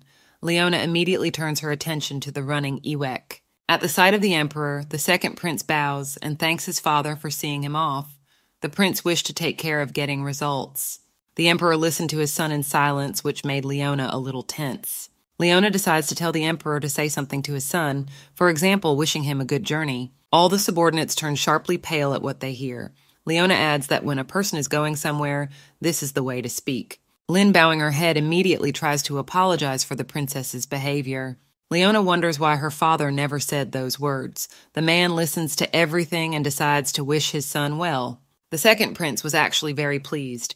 Raising his head, he thanks his father for his concern. Coming closer, the second prince kisses Leona's hand, adding that he will keep his promise to the princess. Leona also wishes the second prince a good journey. The prince continued to stand by her side. The princess inquired what else Ewek wanted to hear. The second prince continued to hold Leona's hand, adding that Nikhil was proud that the princess had touched his head. In her heart, Leona couldn't stand the boys and the fact that they were bragging about it to each other. Leona decided to put her hand on the prince's head, which made him embarrassed. The prince bade farewell to all his acquaintances and then went to his carriage. The Emperor looked coldly at his daughter. The princess pretended not to notice it, but still did not understand what the man was dissatisfied with. The Emperor, accompanied by all the servants, including Zero, continues walking towards the priest. At this point, the princess decides to turn to her father. Leona asks her father why he doesn't treat Ewek the same way he treats her. The Emperor briefly calls the princess strong. Leona didn't understand why her father responded that way, since she was also very sweet. Leona calls the other prince just as strong. The Emperor averts his gaze by clarifying that the princess was many times superior to him. Leona adds that this is true, for she called the second prince her subordinate. The Emperor clarifies if the princess calls Ewek that after she won him in battle. Leona confirms the man's words, adding that she wanted her father to treat the prince the same way he treated her. Leona wasn't clear how the Emperor knew that she had fought Ewek, assuming that Cage was the one who had told everything. The Emperor wonders why Leona didn't kill Ewek. The princess explains that they are all family and couldn't do that. Leona immediately apologizes to the Emperor, forgetting that he killed everyone. Everyone was horrified at what they heard. Leona declares that she wouldn't do it anyway because the princess didn't like killing people. Leona immediately thought of Jin, who had disregarded human life. The princess again remembered those evil days of imprisonment. Leona felt that at that moment she had no choice. Under no circumstances did the princess wish to go through that again. Leona lowers her head and says sadly that she doesn't want to kill people. The Emperor continues walking, stating that the princess is right, as he did kill his brothers, but beyond that, the man adds that he also saved people. Leona remarks that she didn't know that. The man looks up, believing that it was all for nothing and only their betrayal came back to him. The Emperor asks to remember this if the princess does not want to be betrayed because of her mercy. Leona remarks that the Emperor cared for her, but in a different way.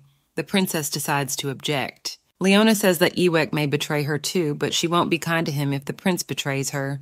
Leona doesn't consider herself to be that kind of a person. Leona wished to become even stronger. The Emperor silently looked at his youngest daughter before placing his hand on her head. Zero only cheered from afar for the relationship between the Emperor and the princess. Zero decides to mentally tell the princess that now the Emperor has done it too.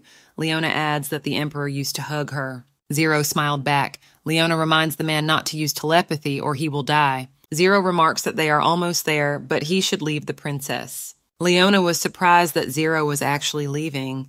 The man explains that it's because of the priest. Zero quickly says goodbye and leaves.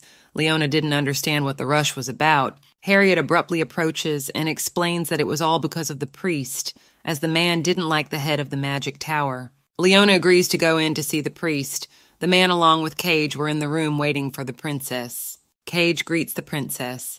Leona greets the girl in return, noting that this is why she hasn't seen Cage since this morning. The priest was indignant at being forced to take so long by the princess and the emperor. The emperor coldly asked to put down the unnecessary talk and get down to business. The man asked the priest to bless the princess immediately. Leona jumps from the emperor's arms. The priest takes a quick look at the princess. The man clarifies if the princess is really descended from dragons for judging by appearances. The emperor once again coldly replies that the priest did not come to judge by appearances. The priest speculated that if the princess didn't match the external signs, she might have possessed very powerful strength. It also confused the man that the princess was quite young. The priest bows his head to the emperor, adding that if it was the emperor's own wish, he had no right to do anything about it. The priest blesses Leona with a request to extend his hand. The priest remarks that it will be enough to carry the princess to the Holy Father. A small blue glow appears in the hands of the man and Leona. This glow slowly began to spread throughout the room. The priest decides that it will be enough. The priest's gaze changed drastically. The man could not believe that the power was not running out on the little princess. Leona abruptly removes her hand, stating that she is hurt and doesn't understand what the man was doing to her. Leona's face changes dramatically, apologizing for her behavior. The priest coughs, trying to think things through. The emperor turns to the priest, trying to understand if it was a blessing and why the princess is in pain. The priest decides to explain to the emperor, but stops abruptly. It hits him. The priest asks for his hand to be given to him again. The man assures him that he will try to remove any unnecessary discomfort from the princess. Leona agrees and gives the priest her hand again. The princess hopes that she is not in such bad shape. Leona stops feeling pain. The priest decides to end it there, coldly stating that he will send the emperor an official letter. The man stands up, stating that Leona won't have to wait for the bloom. The emperor clarifies what the priest is talking about. The priest explains that the original true power of the royal family is revealed during the bloom, but it was different with the princess. The priest adds that the amount of mana imprinted on Leona's body is difficult to estimate. The man was certain that the princess had the body of a dragon. The next day, while in the room, the princess decides to meditate. Standing behind Cage called the princess a descendant of the dragon. The girl really admired Leona. Suddenly, Leona screamed loudly. She was having trouble meditating. The princess abruptly started kicking the bed. Cage decides to approach the princess after finding out exactly what it was that wasn't working for her. Leona hesitates to tell Cage, as she couldn't talk about it so easily after all. She has a hard time using the magic sealed in her soul. Leona pondered what she should do after everyone found out that she was descended from a dragon. The princess couldn't properly show off her skills, but she still wanted to become stronger as soon as possible. Leona was really annoyed by this. The princess tells Cage that she needs to get stronger, but she is failing. Cage reminds her that the princess is only 3 and that progress is enough. Leona thought it was too little and she should get stronger. Leona wished to capture Lacus as soon as possible and humiliate, if not kill him. In addition, Leona wanted to take over the entire continent and completely destroy the kingdom of Corel. Leona notices that she is not Lynn. The princess clarifies with Cage where the girl has disappeared to. Cage points to the front door. Leona opens it loudly, wondering what the girl was doing just now. Leona rushes over to hug Lynn. The girl greets the princess, remarking that she woke up early today. Leona declares that she has been awake for a long time, as she is the heir to the dragons. Lynn laughs back at the princess. Leona tries to find out what the girl was doing before she arrived. Lynn explains that she distributes the princess's gifts. Lynn adds that all the gifts on the table came just for the princess. Leona looks at the wrapped gifts with delight. Lynn remarks that everyone already knew that Leona had received the priest's blessing yesterday and that the emperor liked the princess. The girl also noted that all the nobles were lining up to give the princess a gift.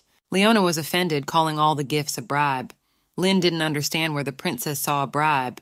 Leona realizes that the word is too adult, and so she throws it all over Harriet and his words. Lynn laughed grimly, noting that Harriet was the one to blame. The girl wished she could meet with the counselor soon and discuss something. Leona wonders if the good things were packed.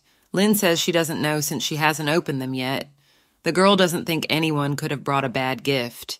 Lynn suggests that the princess have a banquet for her next birthday. Leona interjects about the banquet. Lynn adds that a lot of people will come to the banquet to celebrate the princess's birthday. In her heart, Leona still didn't feel the power she needed, but she realizes that she needed to meet with the nobles. Leona agrees with Lynn's idea, calling the banquet idea perfect. The girl was delighted with the princess. Lynn bows to the princess and decides to pass this information on to the others. The girl also decides to bring breakfast to little Leona. Leona asks Lynn to come back soon. The girl leaves the premises. Leona also decides to check with Cage about what she thought about it. The girl didn't quite understand what the princess wanted. Leona pointed out the gifts and their safety, as well as about the future banquet idea. Cage thought the idea wasn't a bad one, since the first prince was soon to return. Leona clarifies if the first prince is strong. Cage nods approvingly, calling him crazy strong. At the same moment, Nikki enters the room as well. The prince greets the princess with admiration. Sitting on the handrail of the stairs, Nikki remarks that Leona has become very popular lately, calling her incredible. Nikki asks the princess not to forget that he was Leona's subordinate number 0. Leona was already pissed off, that was all the princes thought about. Nikki asked the princess to be proud of it.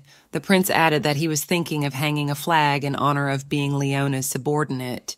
Cage liked that idea. She also wanted to hang a flag. Leona was powerless with such suggestions. Leona asked to forget about such ideas of Nikki, telling her about the first prince. Nikki was confused. He was immediately thrown with the idea that the first prince was a crazy man. The prince asked Leona not to meet the first prince for as long as possible. Leona didn't understand why everyone had that reaction.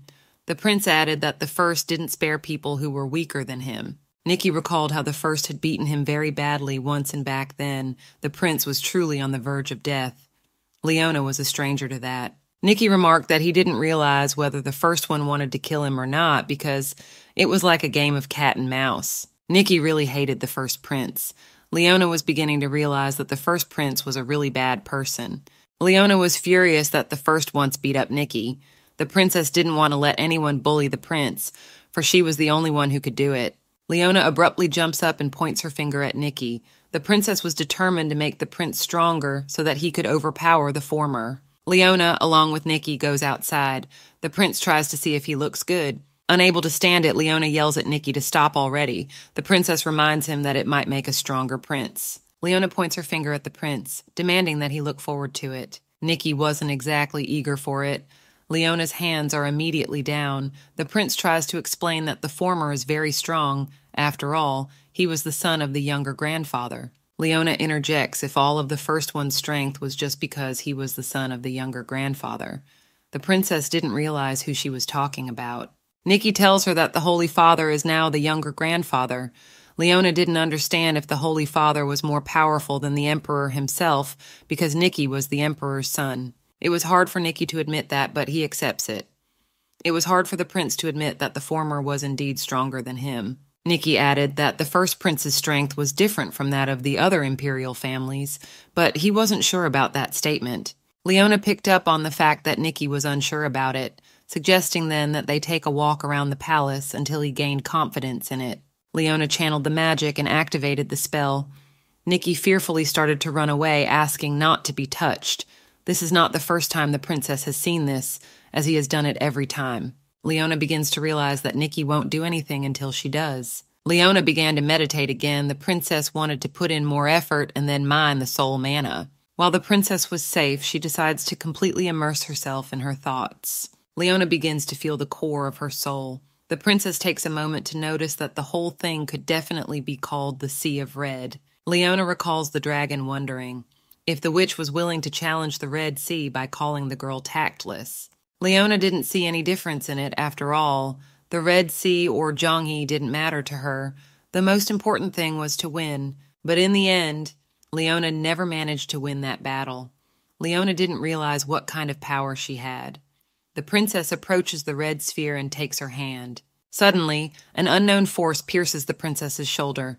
Leona falls to the ground and watches the sudden attack. The princess's mana still hasn't recovered. The 8 states that this magic could kill the princess at the snap of her fingers, but it is different from the last mercenary. Leona, holding onto her shoulder, saw the 8th prince and the dark mage standing nearby. With a sneer, the prince added that Leona has extended her life not much longer, for she will not be able to live a peaceful life. The prince demands Leona to die immediately. The dark mage unleashes his next attack towards the princess. A terrible force hits the princess's body. Leona couldn't realize what it was. The dark mage decides to finish off the defenseless Leona, but at the last moment the princess raises her magic shield and blocks the attack.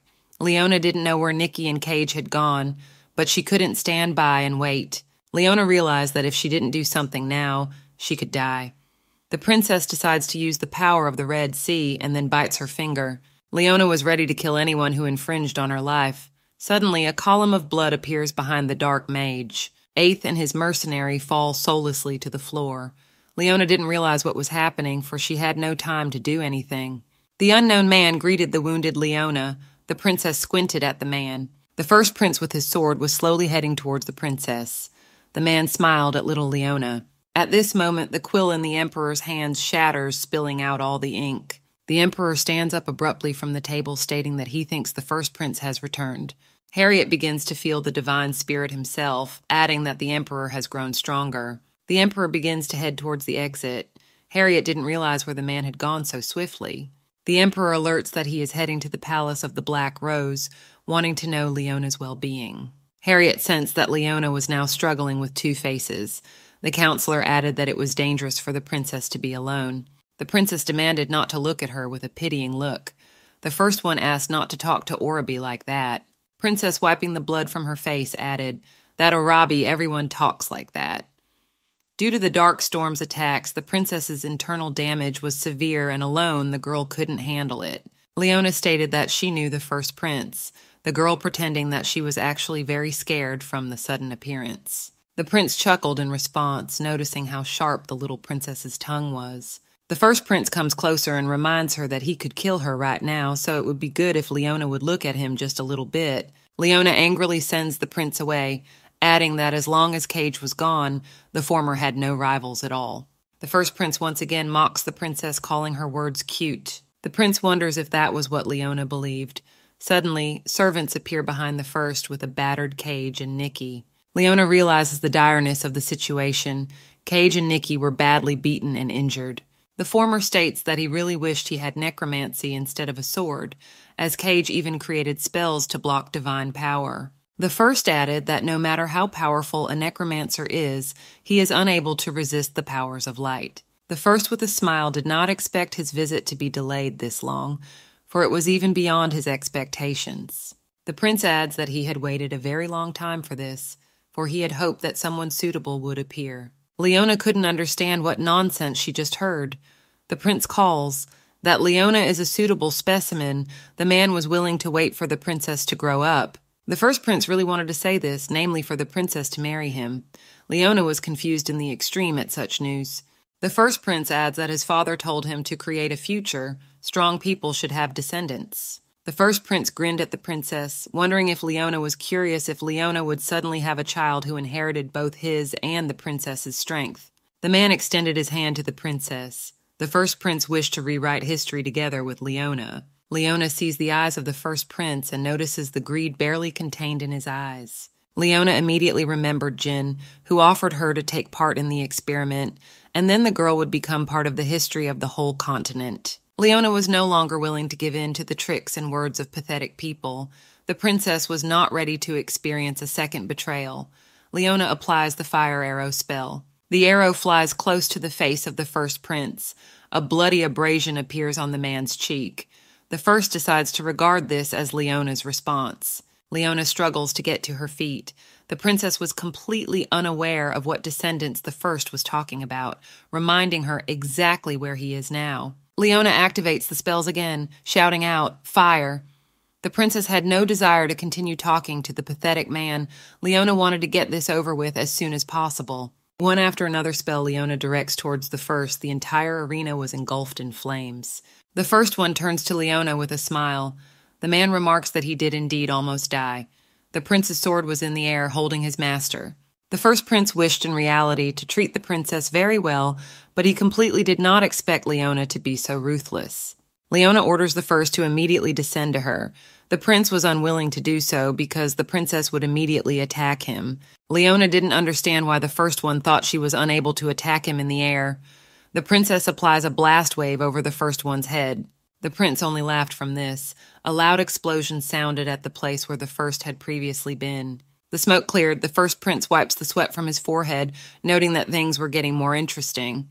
Still, the prince decides to end things right now.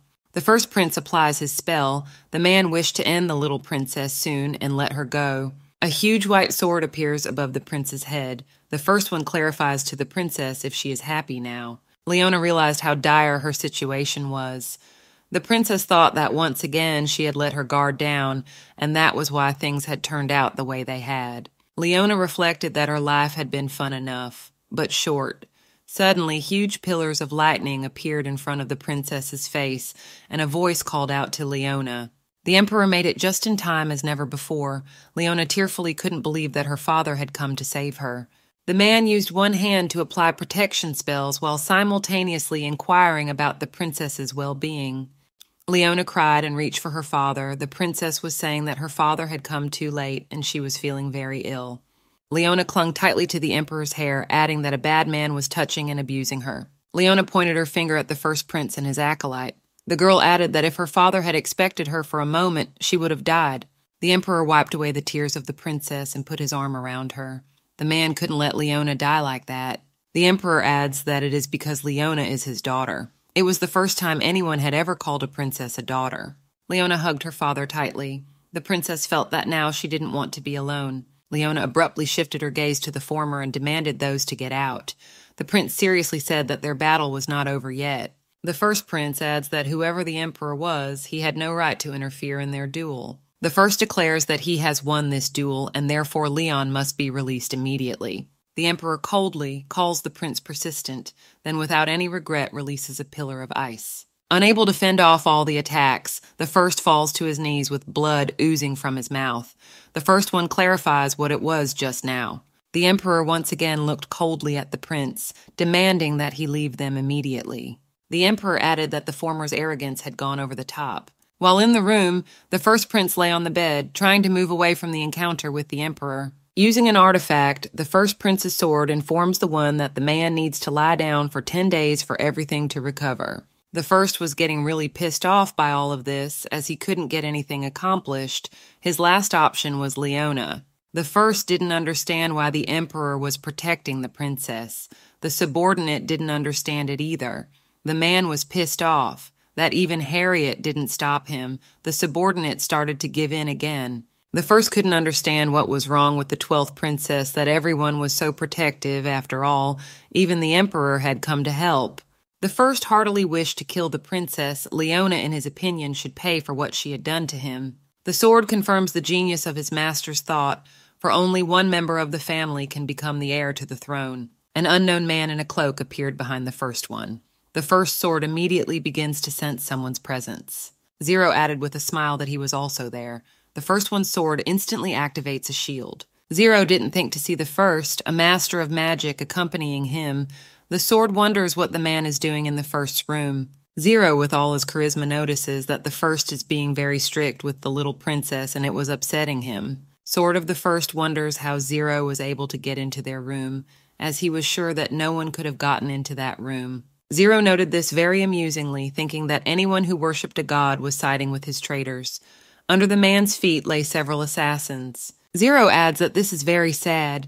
If it wasn't for the emperor's son, he would have killed everyone long ago. Zero demands that all the mercenaries come out immediately. The man asks to tease all the mercenaries before he dies. The first prince clarifies if Zero is as protective of the 12th princess. Zero agrees with the first prince's guess. The man remarks that they will all have a hard time from now on, because at any second, everyone in the room could die. Zero approaches the princess with a smile, wondering what events were happening to Leona. Leona frowns, asking a counter-question if Zero brought her a human. Zero embarrassedly replies that perhaps he did, for nowhere is a human more innocent than him. Leona was furious. She demanded that the man tell her everything in order. Zero folded his arms in embarrassment, adding that he was confused about the first prince. Leona clarified whether Zero was done with the second prince. The man apologizes, saying he didn't. Leona thanks Zero anyway, saying she'll deal with the first prince herself. Leona was really pissed off at heart about the first prince. Zero really liked it when the princess... At night, the princess got out of bed and threw a black cloth over herself. After that, she looked around. At this moment, Cage was standing on the balcony and watching everything. 10 days had already passed since the battle between the former and Leona, yet Leona could not be released. Leona came closer and asked Cage to leave the manor together. Cage tiredly stated that they had better do it when the other people wake up. Leona explained that Lynn had let her go, but the princess couldn't go out alone. Leona remarks that Cage has started avoiding the princess since she was hurt by the first prince. The girl tried to explain herself for that. Leona added that Cage had improved her defense skills perfectly as a necromancer, but she'd renounced the title of priest. The princess demanded that the girl not give up so soon. Leona was going to buy Cage an artifact, so she asked the girl not to get discouraged. Cage reminds her that all artifacts are very expensive. Leona tries to estimate how much such things might cost. Cage quietly whispers an amount.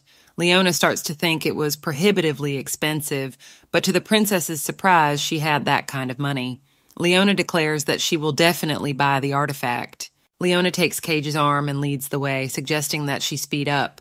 The girl didn't understand at all where the princess was in such a hurry. Leona wanted to get to the Dandelion Palace. Upon reaching there, the couple stops in front of a white door. The princess assumed that this room was next to the main hall. Leona remarks that if she had known how close it was, she would have come to see it alone as well. Cage suggests that the princess wait outside. Leona assumed that they would enter the room together. Cage explained that there was a barrier in the room and she was unable to get through it. Cage remarked that the barrier wasn't strong, but it was very sophisticated. Leona decides to open this barrier and go inside. Leona slowly opens the white doors and observes the pristine room. Leona immediately felt a strange feeling. The princess also thought that the barrier would not let her through. Leona notices an old book lying on a table. The princess decides to immediately see what the book was. Taking the book and sitting down on a chair, Leona familiarizes herself with the book. She couldn't believe that her mother had written it all. Leona wondered what her father would say to her now. The princess reads those ill-fated days when the empress was in great pain and wished to commit suicide. Leona observes such lines at the end that it would have been better if the princess had not existed at all.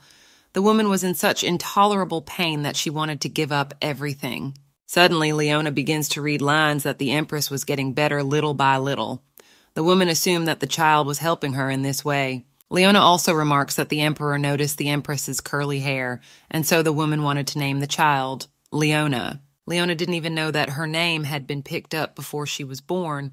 The princess didn't understand why the emperor pretended to think up the name when they met.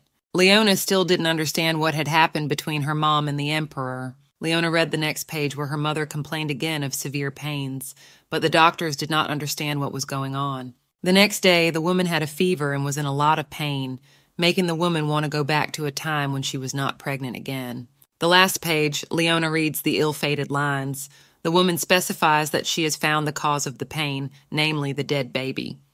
Leona's mother believed that the baby was born dead because the baby's body had no soul. At that moment, a part of the woman died. She repented for her words because she really wanted the child. The woman apologized 1,000 times for everything. In the book, the woman wondered if she had counted the child as a blessing, had the child been born alive. Reading this, Leona felt something inside. Leona decides to read to the end, though. One day, the woman tells her that she has found a way to save the baby. Suddenly, a small piece of paper falls out of the book. The princess notices it immediately, assuming that in all likelihood it is a letter. Leona slowly picks up the letter. In it, the unknown person decides to first of all introduce herself. The unknown person introduces herself as Leona's mother, with a request to not hesitate to call her S. The woman inquired why exactly Leona's soul chose this body, suggesting that this is why the girl read her diary. S added that Leona might have already guessed that in order to place her soul in her child's body, she had used black magic and given her life. Leona began to become convinced of her guesses. As the princess continued to read, the woman said that although she didn't know who the girl was, she understood how difficult it was for her right now. The woman also didn't realize how lonely the girl could be. After all, she had been summoned using black magic. S didn't want to leave Leona alone, and that's why she gave her such a family. The woman added that even if Leona had borrowed her daughter's body, it had happened by accident and was not her choice. Leona felt S's presence. It was as if she had called her daughter. The princess even wept for a moment. The woman asked Leona to be in her daughter's body and think of her as a mother. The woman noted that even though Leona didn't know her personally, the principality would not be safe.